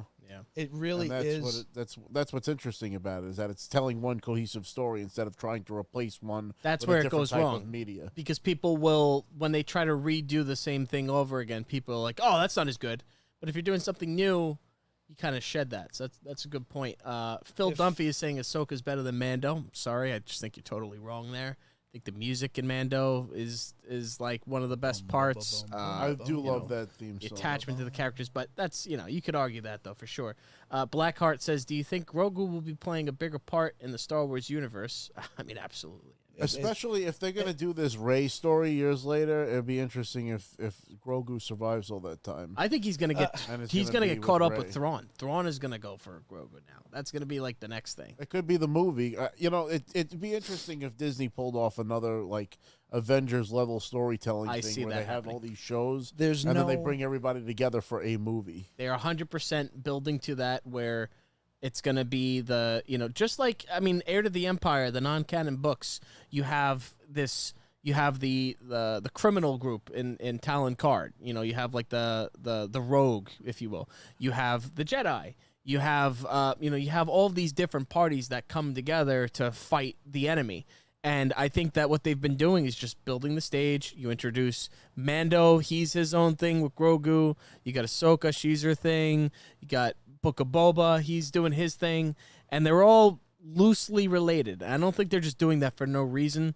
They're all kind of like they've interacted with each other at this point, and now they're building, okay, well, here's the villain now. Well, let me ask you something. Do you think that they're going to use that de-aging technology to put people like Han Solo back in the story? Because they did it with Indiana Jones. I think that I love that stuff. I have no problem with it If they whatsoever. brought Leia and Han into the story, even if they're not like focal There's- I mean, they points- brought Luke in No- already, so there's of course they will. At this point, with the level of threats that they're introducing, if I had one criticism of Ahsoka right now, it just feels like the preamble to something else. It's like the bridge of Rebels and Mando, because I will say how the way that the Mando story went, it's so integrated into the outcomes of what happened in Clone Wars because of the fall of Mandalore. It's mentioned when Thrawn meets Sabine Wren. He knows the It's name. gonna have to take he a knows lot the to name. take down Thrawn. He It's knows gonna the have to name be. Wren. Yeah. Thrawn is running away from a threat. He's not comfortable where he is. He wants to go back to the other galaxy, whether he's running, whatever. Balin is being attracted to that galaxy by a higher power that we don't understand yet. There are things being introduced in this show that tell me this is just the beginning. We're not going to get a conclusion to this fucking story in the next 2 episodes. I'm sitting here like, man, this show, we need at least 2 more seasons of Ahsoka. We need another Mando, and now we need an Heir to the Empire-esque movie. Like, this has to culminate in that. You have to bring Grandmaster Luke in. You can't introduce these threats, whatever big baddie that may be looming in this other galaxy. Thrawn himself, there's no way you avoid Luke. Like, at this point in the storytelling, most people are in the back of their minds thinking, well, where the fuck is Luke during all of this? This is parallel to everything post Return of the Jedi. He's already been involved with Mando. Been with Mando. Mando. He's already met Ahsoka. Grogu Right? knows Ahsoka. Now Ahsoka has reconnected with Anakin in a sense. I don't think that ends there. I think she would She would have a attempt to conversation continue. with Luke about that. She would talk to either Luke or learn how to reach out to It her would be old interesting master. if there was another one of those temples that accesses that world between worlds on that planet that they've traveled to. Because remember, in the end of Rebels, Right. it's actually a temple that Palpatine has moved so that he tries to like seduce Ezra to like corrupt the whole thing. And Ezra like resists him in the end, and they destroy that temple. But if there was something like that there, and that's what's calling to Balin's skull, maybe he's hearing the Emperor through that, just like Ahsoka was able to reach out to Anakin. I don't know if they're gonna go into the Palpatine because of how far away they are. They could even They're do in something Somehow crazy, Palpatine like, is returned. They're in another galaxy, completely like where we're. It's uncharted for us, I believe, as Star Wars But fans. the Force is I the universe. You know, it's not. It doesn't matter what distance it is. I feel like Well, they'd no, be I'm afraid just saying to there's introduce somebody- Palpatine. There's something there because it just strikes me that Thrawn is trying to get away from it. He's like, we have to get out of here, more or less. I forgot his words. Like, he's ready to go back. He wants to get back. They lost a ton of troops being where they are, surviving on this, the sister, what the hell are they called? Second the sister? Night Sisters. The Night Sister. What? Well, they're called the Mothers or something. Fuck, this planet, I want to get the name of the planet, and I wrote it down because I was like, I'm going to try to remember this. I and don't, I'm not I'm gonna. not good with names. I don't think that they're Peridia. gonna. So the interesting thing with Peridia, Chris, is you didn't see the last 2 episodes? Let's do the last episode. Just the Okay, last so one. the Purgy, the whales. yeah. So Purgle. the Purgle. Sorry, this planet. It has rings like Saturn, but the rings are actually the bones of the Purgle. It's like a graveyard. Like it an was where they elephant would go to graveyard. die. Basically, it was like Okay. so. The planet that they're at now is somehow strong with the Force. It has its own draw. It could be the dark side. I don't know if it's kind of defined in that way, but Wait, I'm sorry. I have more questions. Do they go there to mate and then die? Like usually that's what sea creatures do. They have some big mating thing and then they all die. They don't go about the mating part. But they didn't say do- that. Why would they They- just go there to die?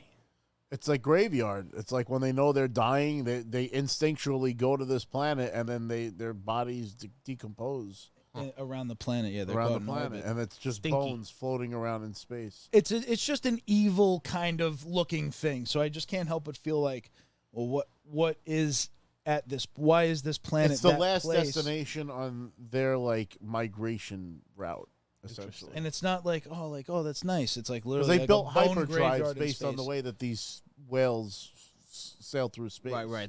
They're And they explain that in Rebels. And That's where they introduced them. and Balin mentions like this planet is mentioned in like the Jedi archives, so it's known historically because of the Dathomirians and Well, that's the origin planet, I think, of the Night Sisters. They came from that planet and then went to the other galaxy and then set camp there, and that's but why then there's- forgot how they got they there. went I to mean, Dathomir. They weren't originally from Dathomir. They came from this other planet.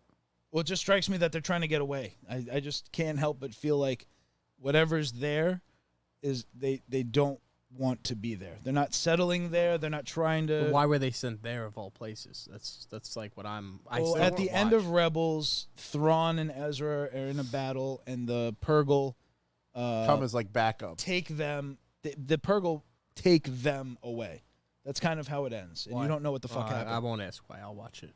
They're in a fucking, it's a whole culminate. Why Battle- Thrawn's why going to take destroy both in of this. them? Isn't Chris, Thrawn? it's the Battle of Lothal. Yeah, You Lothal. you remember how Orinda Price pushes for them to put that TIE Right. Defender factory on there? Yep. So they make an attempt to try to blow up the factory as a blow to the Empire. Right. So what happens is Why do the whales take them both? Well, Ezra's in the ship. Ezra uses Holding the Force Thrawn. to reach out to the Purgle because he was struggling with reaching out to things with the Force. And then in the end, he's finally strong enough. He reaches out to the whales, and they come as backup because they're getting their asses kicked in the Battle of Lothal against Thrawn. Thrawn's And gonna- the last-ditch effort, Ezra has these whales show up, grab the Chimera, and launch them into another fucking another galaxy. So now Thrawn is so far away he can't affect what happens on Lothal, and that's essentially how they were able to win Lothal back again from the Empire.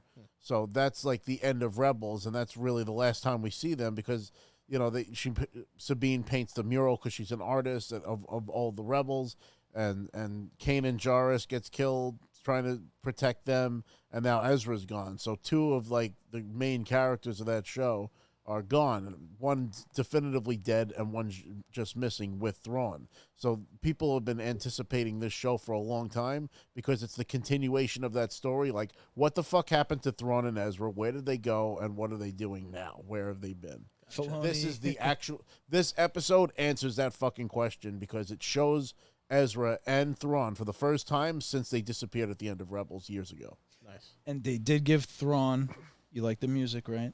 A badass fucking organ fucking theme. Really? Like, An organ. I've been got this, waiting for like- some organs. it's Fuck got- yeah, And I'm they're ready. all the stormtroopers are chanting it like, Thrawn, Thrawn, Thrawn. It's fucking badass, dude. It's fucking cool.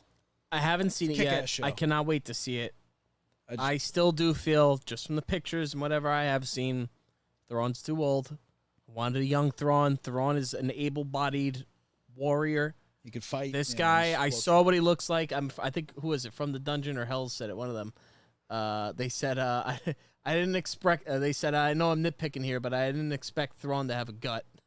Which, then I saw a picture of the actor, though, and apparently he's pretty skinny, so it might just be the outfit makes him look big. Yeah. But Yeah. I just, it's tough. I have this vision of what I wanted for Thrawn. Right. This is an older one, which therefore means he's not going to be able to do certain things that a younger person could do. Right. But I'll give this actor a chance. I have heard the voice. I didn't hate the voice. Mark If you Thompson's close voice your is the eyes, best. it feels like Thrawn. I mean, Mark Thompson is the exception because Mark Thompson So good. does so well, and we've listened to so many hours of him as that. So now we have this preconceived notion of what he's supposed to be Right. and what he's supposed to sound like. This But is I will say that they do him justice. Like he's good. Well, You know, and it's Phil not- says it's worth it for the voice alone as a Rebels fan. But again, my perception of Thrawn is these audiobooks, and his voice is very. Give it's it the to us, same Rob. thing Give us with, the same voice. with Give us- Clancy Brown, because Clancy Brown actually plays a character in the Rebels, and he reprises the character live action in the first episode of this show. Yeah. But if you want Thrawn, perhaps I can give you a sample. Perhaps. I'm getting that he is different. Listening to Heir to the Empire right now, it's Which is different. all right. The interpretation by the audiobook reader is different, and it's great. Like what he does there does set the right tone for the character because he sounds calculated. He sounds serious. He doesn't get emotional. He's always in the conversations he's having. He's playing chess, and you can perceive those chess moves he's making even through just his tone, and Do you know what Thrawn's weakness is? I do not. Or one of his weaknesses? Rob, you want to? No, you give it to us, Chris. So Thrawn, as much of a genius as he is, and as cunning as he is, for some reason that nobody can really explain, politically, he's not good at playing politics. Okay. Yep. He's his ability alone and his genius has helped him. It's pretty much that's It's difficulty compensated. reading emotions and Well, the not reading Not- emotions not because emotions he so can read much as- temperature. He can see when somebody's upset. It's He'll be true. like, your heart's beating but like faster. reading the room or like trying to Yeah. like He get ha- ahead of people or like the Playing empire He politics. has no. Exactly. He has pure logic, and in politics, logic is the last thing that comes. exactly. It is Yes. pure. and is it actually pure- rubs people the wrong way, Yes. if anything. So you say pointed things that afflict people at the wrong moment and the wrong person. He just says He's almost robotic in certain situations because like I can only think logically in this. exactly. And then when people It's like are you broke being the emo- rules, and I don't care what you're trying to offer me or try to tell me that I'm wrong. Like you fucked up. Like especially in the third Thrawn book, like you could have easily held that over that Grand Admiral and swayed him to his side, but he's like, no, I'm going to take you down because you're not in the best interests of the Emperor. Yeah. That's like he thinks on that kind of level. yeah, even if it hurts him politically. Just some more of the comments here.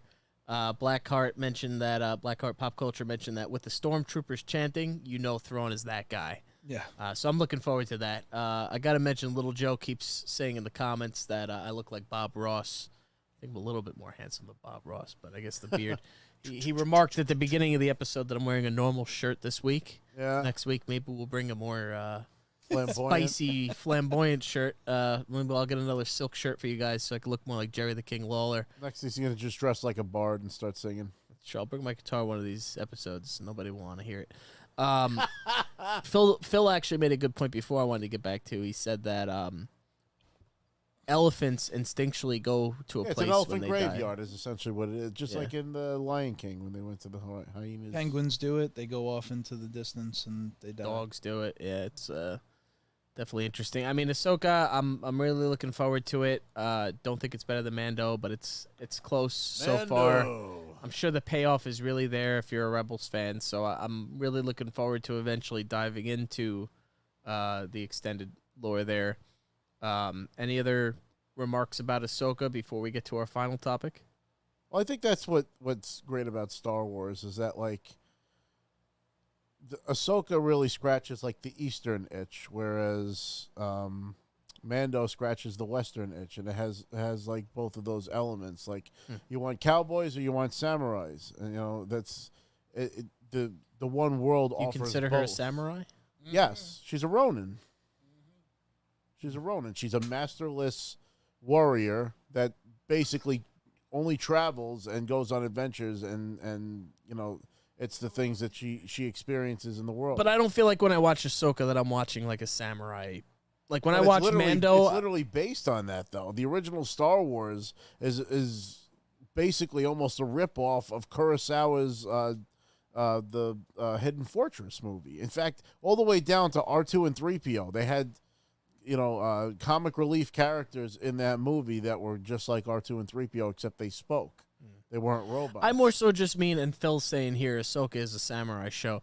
I don't hear it in the music. Like the music doesn't like when you watch Mando, you're watching a western. Like Well, that's the what I'm music saying. is western. It's the meeting of the Eastern versus Western, Yeah. and that's why it's such an Good point. epic tale because it combines the best elements of those storytelling, and it's just ironic and really funny how Ironic.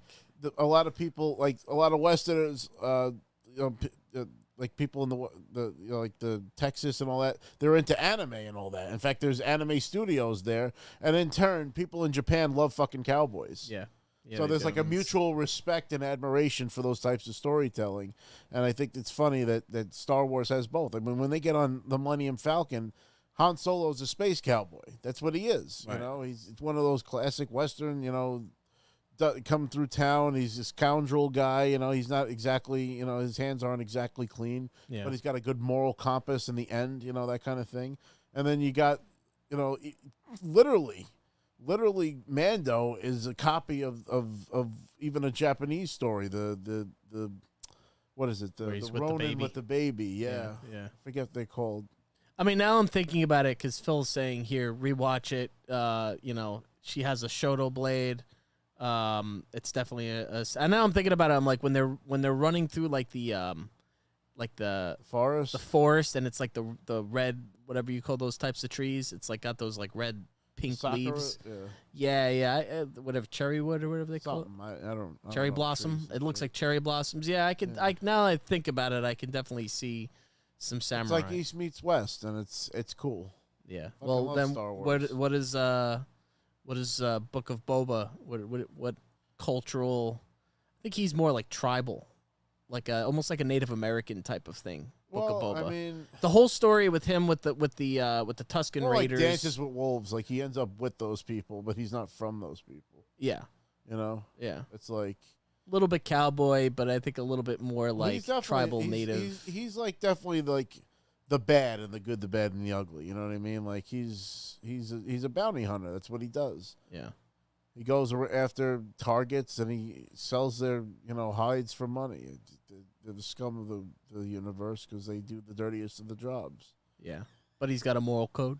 I mean, that's what sets. Boba- Now he Boba does. He Boba didn't. He didn't. after all of the. He got humbled by eating. He was getting eaten humbled. by the fucking sand vagina. Yeah. His experience Pits of is Tarkoon. almost like Jamie Lannister. Jamie Lannister was this horrible character, but then this horrible transformative experience makes him a character. And that then he we goes know. back to fucking what's in his face, and they fucking die in the castle Yeah, well, together. Get the fuck out of Let's here. not go down that rabbit hole. The AI Suckers, won't they understand. ruined it.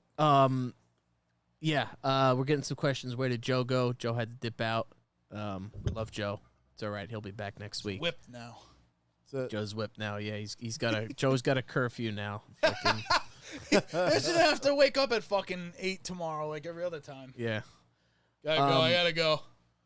Yeah, Ahsoka's been great. Any other final thoughts on it before we move on to? We did want to talk about the releases. We do have 2 more episodes talk to about look that forward without to. I thought there was 7 episodes, so if I said that in the last true with that. episode, I was incorrect.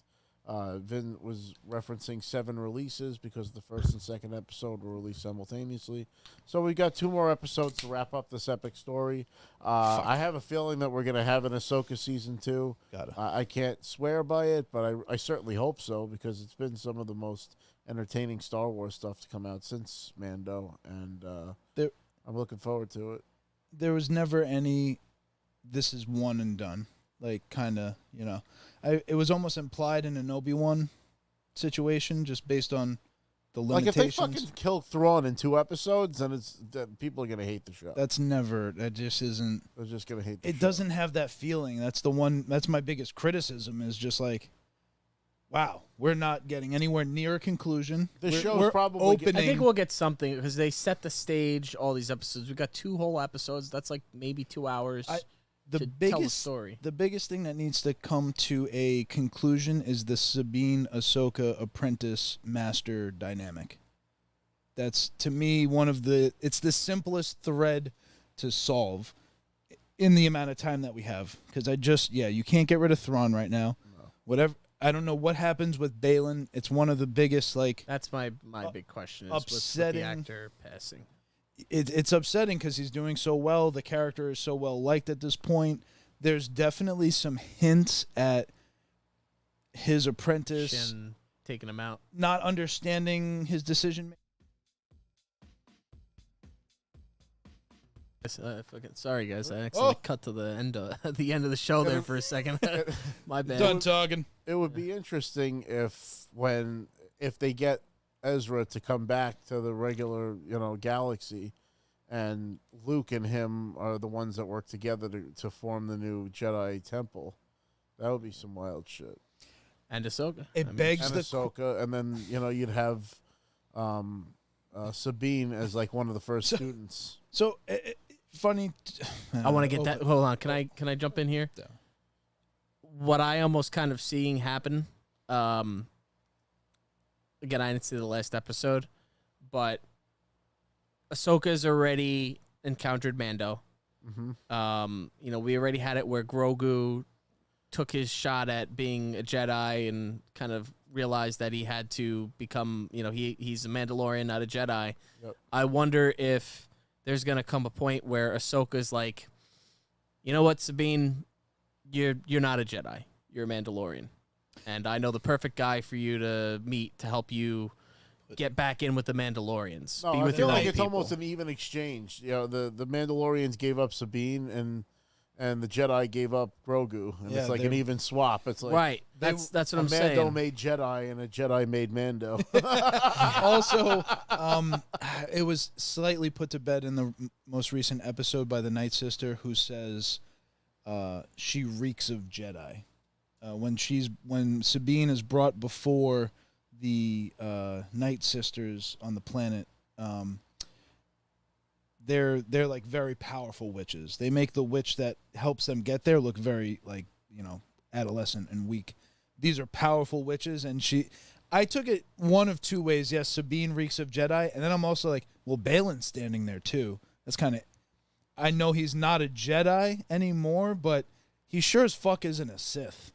And I was just wondering, I was like, huh. But they make it very directly aimed at Sabine. You don't necessarily have to be a Sith to be a dark side user. I mean, even the Inquisitors were not considered Sith. The Father uses both sides of the Force. Yeah.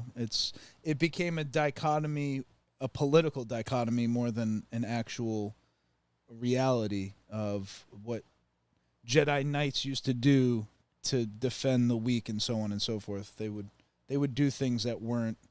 I mean, even Sure. Mace Windu walked both sides, which is why they canon explained why he had a purple lightsaber. Because he Not just Samuel L. Jackson being like, I get just want a purple purple one, right? one so I could see myself in the middle of the fight. It's like, all right, cool. We can do that. It's a combination of red and blue. Well, Phil, I wanna... Phil said, I hope the last 2 episodes give it good reason Right now, it's just Rebels Season 5.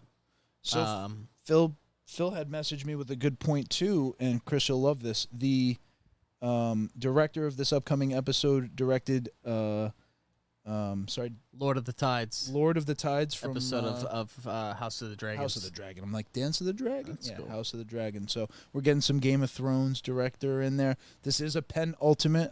This is the second before the last. This is usually where all the exciting shit happens in a lot of these shows, and then the last episode's kind of the wind down and the transition into what may happen in the future. So this one that is coming on Tuesday. This could be like another Empire Strikes Back where they end with a big loss and we have to wait. What if Ahsoka Find and out what Ezra happens. don't get back to the other galaxy? What if they're stuck? What if there's a threat there that I don't know? It's There's hard going to be to a cliffhanger speculate to set up for something else. all of these things because right now we're sitting here with Grandmaster Luke. You have all of the great characters. And Ahsoka came back in Adding- white now, so she's like Then you have Ahsoka. Gandalf the White over here now. Then you have Grogu, and you have Ezra. And then all of a sudden, by episode 7, they're just gone.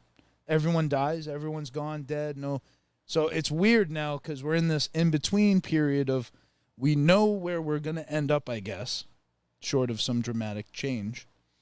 But we're in the meat of what is the birth of the new Jedi Order and the height of Luke, the Grandmaster Jedi. Like, God damn this those is new like movies. They really fucked the fucking where the story could have went. yeah, They really fucked it. They're saving it. They're Focus gonna. on the good. I'm curious what they do to save it. I'm curious how long of a time period they'll say those movies happen over, because they could easily like gloss over those events. Oh, that all happened like inside of a year, and it's like, but I just don't want to see the fall of Luke, and I just don't believe that would happen to the character. They would never show Damn that it, on we're gonna 2 go. points. Sorry. 2 final points I want to make. Open too many threads. One, I think what we're definitely going to see is Thrawn is going to come before that Dark Council, which they've showed already in Mando. They showed like the surviving remnants of the Empire. They have this council. What's his name? Gus Fring was on it. Yep. What was his name in it? Moff Gideon. Moff Gideon. He was on it. They showed Admiral Pelion, who's Thrawn's right-hand man. So Thrawn is obviously going to come before this council, and I think You think Eli Vanto is still with the Chiss? yeah, I don't think they're gonna bring Vanto in. I think that they'll leave him doing his own thing. He's with the Chiss right now. Don't you think that Thrawn's going to go back to the Chiss? Not right now. I'm saying in the short term, I think that Thrawn is going to become. I hope this is what I want to see It would too. be interesting if like the Chiss got wiped out by the Grisk while he was gone, That would and he comes back to if- find that they're gone. if they grip it Maybe as like a defeated Eli Vanto, like what happened to the Chiss? yeah, that might be a way That to would be pull. how something- I hope that they pull Thrawn back to being kind of good, and maybe that's how they'll do it by splitting his allegiance. I just want to say I think Thrawn will be coronated in a way. I hope to see Thrawn coronated Yeah. by this, whatever they call them, the Dark Council, the remnants of the Empire. I would love to see him coronated, that he is the heir to the Empire. And as far as anybody knows, because Palpatine's out of the picture, wherever he was, whatever the name, Exegol, I would really love to see Thrawn coronated in some way. Just really invest all of the power of everything into Just him. shock all of the little scheming, sniveling, fucking bad guys who are Well, the sniping idea, each other. He's never going to become the true like heir to the Empire because all of their goal is to bring the Emperor back. But do they know So the he's- Dark Council? Do they know that the Emperor is still out there right now? I think it's their plan to try to bring him back. Because don't forget, they tried to kidnap Grogu, do something with midichlorians. There's a lot of shit that They we have don't know what they're nefarious working motives for sure, but I don't know if I think they, as far as they all know, Palpatine's dead, and with. they're trying to bring just him back through cloning. Because you can't tell Right. me that the Emperor didn't have like dormant clones that's like, I'm going to have these on ice until you figure out how They to. probably add had a midichlorians directive to it. somewhere that they have to do X, Y, and Because Z. the Emperor that's on Exegol is a fucking clone. Every Was it? Sith, Wasn't it the original? every Can't Sith be the original. His body was destroyed by the reactor core. His essence floated through space until they found a suitable body for it. One of the biggest flaws the Sith always displays is that they want to live forever. They Yeah. want their power to never end, and they want to be alive forever. whereas the Jedi accept their fate and merge into the Well, Force. who really and no. started with that stuff was Darth Plagueis. Darth Plagueis Right. was Well- really the one that pushed for Yeah, immortality. No. because- That goes well, back no, to Bane. listen. Bane even tried to become immortal, But and that's listen, why his they protege had it. killed him. They had the technology. They had whatever they needed through the dark side to be immortal. And one of the Sith along the line destroyed that knowledge, and that knowledge was lost. So all of the work after that was to try to get that knowledge back, because they felt that there were some things that even the dark side shouldn't wield, and there were like certain knowledges that were lost to the annals of time. The name Abeloth comes in because that's one of those EU fucking Knights of the Old Republic names that it's like the Thanos level threat, whatever you want to call it. It's like this Sith became so powerful and so omnipresent. She could hijack bodies on other planets, just like infinite power. It was just like infinite power through manipulation of the Force, and I think a lot of that stuff happens in KOTOR, and it's lost. It's definitely lost. And then Bane does attempt to seek it out, get it. It's just something that always drives them. The whole concept of the rule of two is that you have the master and the apprentice, and eventually the apprentice becomes more powerful than the master and kills them, and the more powerful one prevails, and the dark side grows in power. Right. But there comes a point at the end of Darth Bane's books where he starts figuring out immortality, and then his protege, I forget her name, is like, wait a second. What, you were the one saying we need the rule of two, but if you live forever, the rule of two you can't have both. If you live forever, then it's the rule of one, and where do I fit into this? Yeah. So the protege finds out, the apprentice, and then kills him. And that's what happens is anytime these guys dance close to immortality, Plagueis. He's right at the cusp of immortality. And then Palpatine, rule of two, is like, I'm not going to be number two forever. Right. But then Palpatine himself is like, now I want to be immortal and number one. And he doesn't have a protege now to stop that from happening. So. And my point was it's always part of the plan. So that Dark Council, there are probably certain people who are working at that end. And then there are others who are working for their own, because that's normally the case with the bad people. They're working towards their own. I think that's more of what it is. I suspect, I think right now it's really, we're the remnants. We're trying to figure out, we don't want to be in this, they've shown it in was it Mando when he goes to the planet with Jack Black? Was that Mando? He goes to the planet, Jack Black and Lizzo are there, and then what's the name of Christopher Lloyd ends up being like, the security guy. Yeah, I don't. They've had it where you have these people that were part of the Empire that are just not fitting into this new Republic. And Ahsoka, long live the Empire. Long live the Empire, exactly. So they're loyalists. You know what it is? There were people in power that lost their power and they want it back. And then some people. It's like the disgraced Nazis. You know what I mean? Right. Like some of them tried to reintegrate into society, and they were just went to Argentina. I miss the old days when I wasn't fucking hated. You know? So I don't know. I see it more in that sense. I feel that the Emperor's influence is there. Maybe I'm wrong. Hey, I'm always happy to see the Emperor show up. I also feel like they don't want to dance too close to that, because the criticism of the latest trilogy is like, you had to bring Palpatine back, again to make it good. So if they bring Palpatine back again, even though he would be alive on Exegol or whatever, I don't know. I feel like it would just there's too many other. It would frustrate the fans. Yeah, then there's too many other good stories to tell. Right. It's like bringing back Stone Cold again. Like we had Stone Cold a few years ago. Now we need to build new. It's like I think the focus is going to be Thrawn, whoever's on this Dark Council. They're obviously going to force all of these parties to get together to try to fight him back, and obviously they eventually defeat him because. Do you think it's going to culminate into a movie, or do you think it's going to be another show? I think it'll be a movie. If they don't give Dave Filoni the full 2.5 hour, I'm not as I'm almost starting to get tired of the Dave Filoni praise. Vin loves Dave Filoni. Every time I hear his name, I just start to hate him more. That's been it's just because I've said it a lot, and he hasn't watched a stitch of anything I'm referencing. That's not true. I watched Mando. That's Dave Filoni.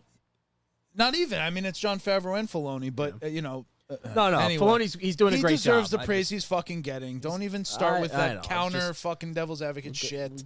I know I'm Not referencing I'm just tired of hearing his fucking I'm name referencing the name a lot. It's definitely you get into that like, oh, you're oversaying Filoni, it, or Filoni, over Filoni. too much credit being given to one person's never good.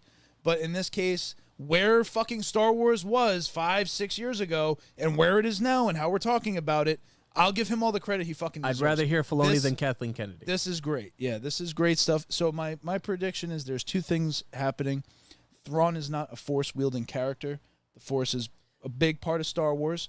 So I'm thinking with the with the appearance of Thrawn, there will be a Force threat. There will be something else at play. Islamir, Thrawn, Rob, the Islamiri, maybe. Oh Islamir? yeah, That's what. Solomir, To your whatever point, fuck the you call it. Islamir, which you'll learn in the book if you I haven't know. already.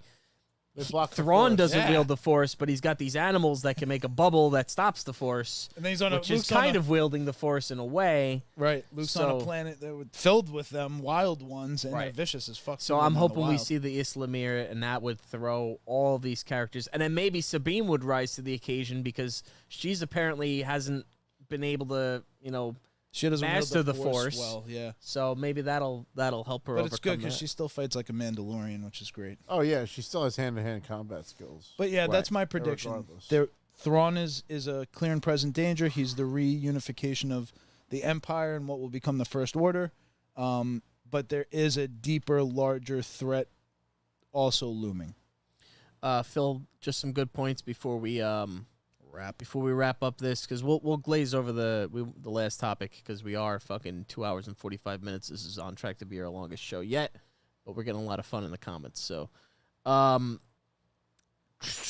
where are we? So, From the Dungeon said they got to make an Ahsoka movie after the show.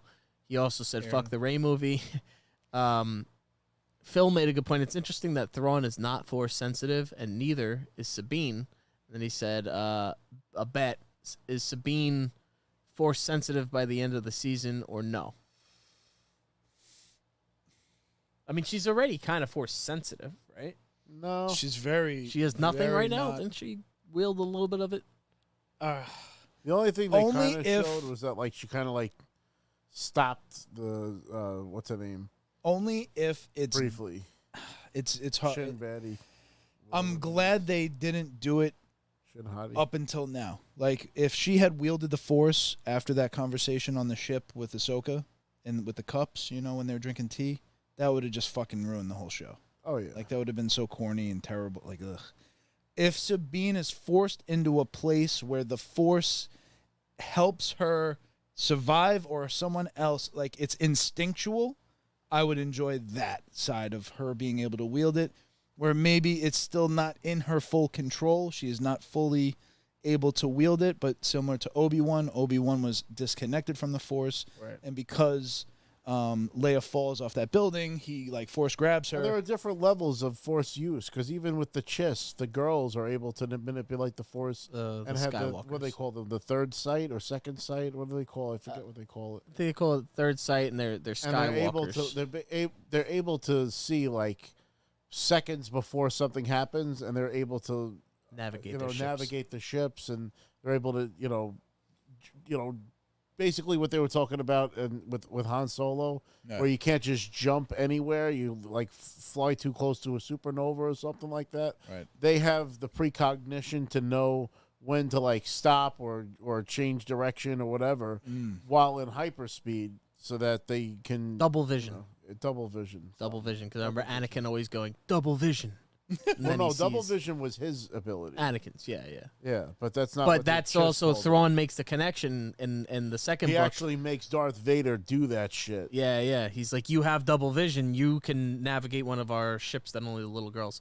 You'll get there eventually when you read the book. One of the big pieces of credit that the show needs too is that it's given Hayden Christensen like his full due, because he's gotten slammed for 20 years. Everybody loves him now. I love it. Yeah, he's gotten his due. His character has gotten his due. Anakin now reflects what I think we experienced in Clone Wars, and the one that we love the most. The one that we witnessed in the movies is difficult to watch at times because he's so conflicted and tortured and moody and mopey. He's an angsty teen, just like his son was. It's it makes sense and it plays well, but to see him on screen even better than in Obi-Wan. I think the lightsaber battle with Ahsoka was probably the best I've seen. Definitely in any of the shows. It competes with some of the best we've seen in the movies. It's up there. So watching Anakin and Hayden Christensen get that full due, seeing Hayden Christensen in the Clone Wars armor, it's just so nice to get that, and it's just more credit to Dave Filoni. It's just kind of funny because it's like I see the show and I'm like, and I'm not knocking it. I'm making a joke here because I'm enjoying. How the show. dare you, Chris? It feels like another working title for the show could be Everybody Got Old. Like you see, like I'm sorry, Ahsoka. What's the name of the actress? Fucking, I can't believe I always forget it when I need to know it. Rosario Dawson. Like, you know, Ahsoka. She looks a little older. Oh, she's older. She's older. You look 40. At Thrawn is an old guy, and you see Anakin now, and you see Hayden Christian, and he's got little wrinkles, and it's like I just feel like it's like, you know, high school reunion. At that point, you might as well just call it Star Wars. Time exists. Yeah. Just some other things, and then let's wrap this up. Flyboy 1943 said that Thrawn is the Night King of Star Wars.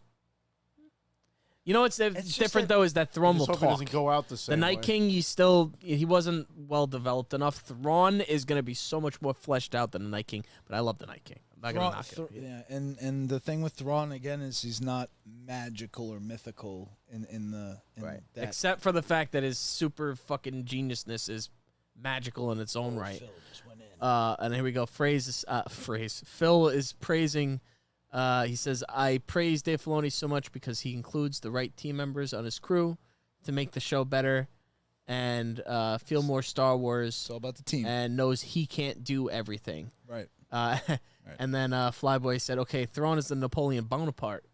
That's actually a very good comparison. That is a very good comparison. Right. Thrawn is like a Napoleon in that he's like a fucking Lothal was his super Waterloo. genius. Yeah, exactly. No matter how many things Dave Filoni does, we still have Kathleen Kennedy to pop his bubble. The conversation Honestly, always devolves into Kathleen. I don't want to talk about her anymore. I would I'm tired say of her name, that too. I would feel better almost if Favreau took her spot and Filoni was free to continue doing the work that he is. That's what because it if he needs. took Kathleen Kennedy's spot, would he be able to work on the show so closely? Dave Filoni is the creative, I believe I forgot his title, creative director of Star Wars now. I think he sees all of the oversees all of the projects. Flyboy actually said something pretty funny. He said, Lothal was Waterloo with space whales. True. Hey, It's true. Yeah. he's good. Yeah. Is that Flyboy? Waterloo was where he finally was defeated, right? Yes. You know the story of we're going so off topic now, but why Napoleon was likely defeated at Waterloo was at the problem he was having really bad stomach problems and he was on like morphine, and they say that the reason he probably lost was because he was fucking high, like he was on medication and he was high. Jeez. Fun fact, love history. One day we'll have a history show. Hardcore. So Ahsoka's fucking awesome. We're going long, so we'll just glaze over this that and the rain didn't help. We'll glaze over this last topic, which is that WWE has been releasing a good amount of people lately. We were going to talk about it last week, and we ended up never talking about it. Rundown. We need a rundown. They released a lot of like staff, but now they're back to releasing talent sounds again. familiar. Yeah, I know, right? If only Joe was here to speak on the matter. So a couple of names that are gone, just, for anybody that cares about the wrestling. Elias is, I think, the biggest miss. I loved Elias. He was fucking funny as hell. He could command a crowd. They got rid of Elias. And then he announced he was also Ezekiel. Well, that was the funny thing. He had a story where he was playing the his big brother. Scottish dude? They released him? No, that's Drew McIntyre. Elias was the drifter character who would come out and play the guitar and just talk shit about the cities. And, like, people... I saw him in Brooklyn, and he had the phrase, WWE stands for, and the crowd would go, walk with Elias. He commanded a crowd. Everybody would chant. And then 3 seconds later, he would start shitting on the town, and then everybody would boo the shit out of him. But then 3 seconds after that, he would say something, and they would all be cheering him again. And anybody that could command a crowd like that, I think, you can't squander. And they definitely squandered him. I wish we got to see more Elias. Bummed out about that. But apart from that, it's funny. Everybody's talking in here from the dungeon said they let go of dead weight. Blackheart said Dolph Ziggler's release was a surprise. That was another one. Dolph Ziggler's been there for like fucking over, like I think like 14 years. He was never really in the limelight, but he was, you know, a ring technician that they could always rely on. So And we talked about a jabroni, but he was a respected jabroni that actually won sometimes and had some accolades of his own. He wasn't a Brooklyn brawler. He, you know, it just and like later. Mick Foley was a jabroni that won sometimes. Yeah, I mean, Mick Foley's title reigns were always super short too. Of course. He won it 3 times, but I think he only held it for like not that many days. Chris has made this point in the past too, and we've talked about wrestling over the last couple of years. That's all right. When all of these wrestlers were leaving, you know, AEW, it'd be like, oh, they're gonna come to, you know, WWE. Chris would make the point of like, there's only so much fucking shine, like light you could give each person, so it's getting watered down every time you add someone fucking new to the You almost need another roster. program. I mean, a third program is This is the thing, though. Here's the difference. When you talk about AEW, Bring back the territories. granted, AEW is getting it now where they have like 3 shows. They have too many shows now. Right. But they only had 1 show at the time. So to have this whole, you know, roster and only have 1 show, you can only have so many stars in the sky. You know, how many are going to stand out? But with WWE, they got Raw, they got SmackDown. They're just putting so much fucking time into this bloodline shit. Reigns. And again, I don't want to sound like an impatient, you know, douchebag fan, but it's not. They could have done so much more. Like, this Roman Reigns story, you know, like, yeah, it had some good highs with Sami Zayn or whoever else, but was it worth the sacrifice of so much other story that other characters could have had that have gotten lost in the shuffle because they want to show the bloodline? It's like, yeah, but you know what? I would have maybe rather a little bit more Elias in there or something like that. I wish Joe was here to fucking kind of Yeah, I know. riff Joe with you on Joe this. left before the fucking his main course here, but we do want to say hey. a couple of things. Rick Boogs. I just want to mention some of the guys. Rick Boogs. Just before the show went live, Matt Riddle has been released by half-naked WWE. surfer dude, It's like a surfer, stoner bro. barefoot guy. Barefoot, you know. Yeah. He looked like deaf naked fucking guy. Well, do you know what happened recently? So, like last week or so, he put out a tweet saying that he was, I didn't see it, so I'm going to misphrase it here, but apparently he put out a tweet saying that he was groped or sexually harassed by airport staff, by the TSA or something like that. And then, so he tweeted out, you know, they sexually harassed me. And then more details came out. Apparently, there was somebody on the plane who was, you know, maybe high or drunk and disorderly. And then they, you know, talked to him and, you know, maybe he wasn't groped. Maybe he was acting up and then they, you know, they talked to him. I don't know, but by coming out and saying I was sexually groped, you know, like that. He probably did some inappropriate shit on a plane. They made it something to get Not him even off. that. I think that he just got in trouble and he was like, I was groped by the cops. And it's like, no, you were fucking drunk and disorderly, or maybe not drunk, but whatever. And I don't know. I don't know what happened. I'm not going to say that he wasn't, but you can't just come out and say that. And the fact that he was fired a week later and more details came out that maybe he was We're going to go in a acting up. different direction. Well, all the jokes online were he's going to be released like right away, and it took a week. But Well, it was even that one girl, I forget her name, that she like just tweeted out, "Oh, it'll be a dream to like do a WWE show in Australia." oh god, And then like a couple hours later, oh, you're talking fired. about fuck, I can't remember her name. It was her fiance also worked there, Madcap Moss, who was also released. Yeah. they're cleaning house just fuck like was her after name? COVID. Brooke. you know? Brooke. They're cleaning house, and this always kind of happens. And you know, there was Shelton Benjamin was another one that was released. Shelton Benjamin's a legend in his own right, but again, squandered. They did nothing with him. So you know, it's That's a good point from the dungeon.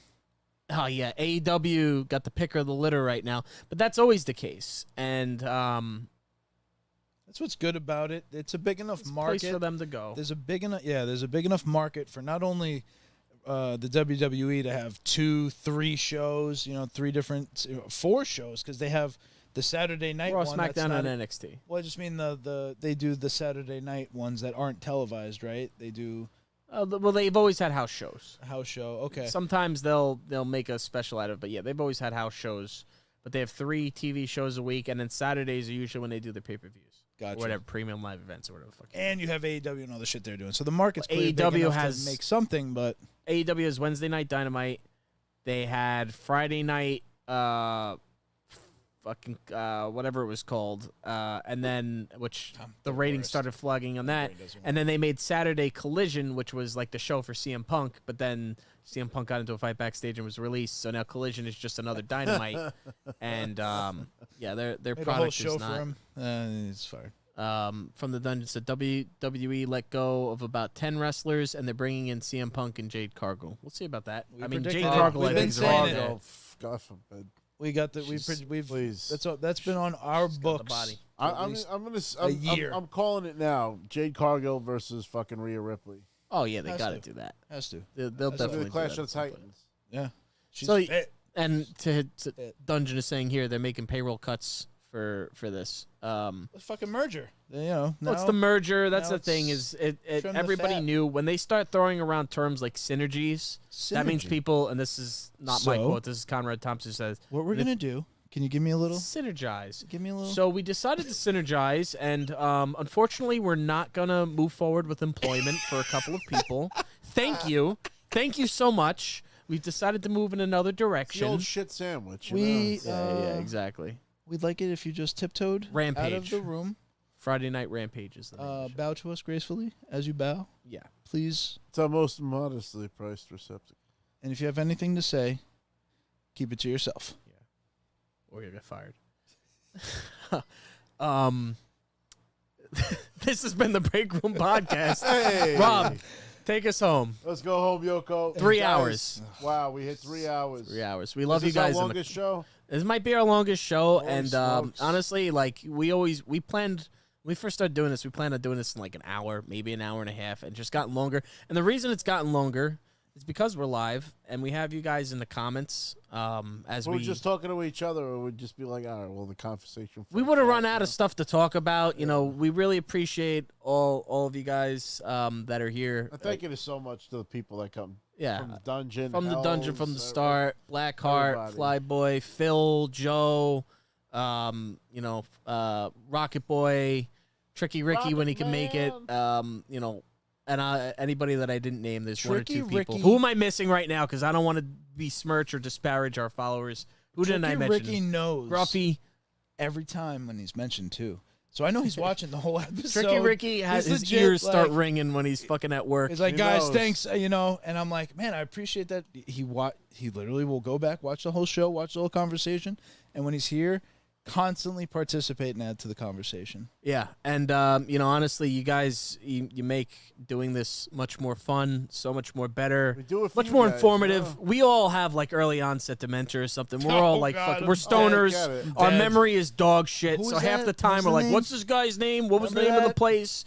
And if we didn't have you guys, fucking dungeon putting in the work all the time, just fact checking us, getting us the information, feeding us new points to riff on. And we promise that we're gonna start working on overcoming some of those technical hurdles about bringing on live guests. Yes. 'Cause we have some really great people that we'd like to have on, and people that have expressed interest in being on. My travels at the conventions and stuff. Some so big names. we got whether it be in person or remotely from the dungeon wants to get on the show. Hells. Definitely. How did we not mention fucking Hells? I didn't I mention did Hells. mention Hells. Did you? I All said right, good. Hells. I thought so. We love you guys. You're very much just as much of a part of the show as we are. Because again, if we didn't have you, we'd be a lot more fucking directionless. So appreciate you guys as always. Guys, this has been the Break Room Podcast, brought to you by myself, Rob, Joe, who disappeared fucking like 20 minutes before the show ended. And then, of course, on the other couch, we've got Chris and we've got Vin. These guys are my fucking rocks. I wouldn't be here without them. Hey. And Likewise. 4 wise Love you, brother. guys. it's 4 wise guys, 4 fucking opinions. That's what we almost called the podcast. Yeah. For a long time, that was the working title of the show. We make no claim to be experts, really, No. on any. I'm an expert on Game of Thrones. That's about it. But we make no claims to be experts. We're opinionated. So, that gets some blowback sometimes. Fucking A. Thank you so much for tuning in. If you like the show, Hit that subscribe button and that notification button. Tell your friends, snoochie boochies, and may the force be with you.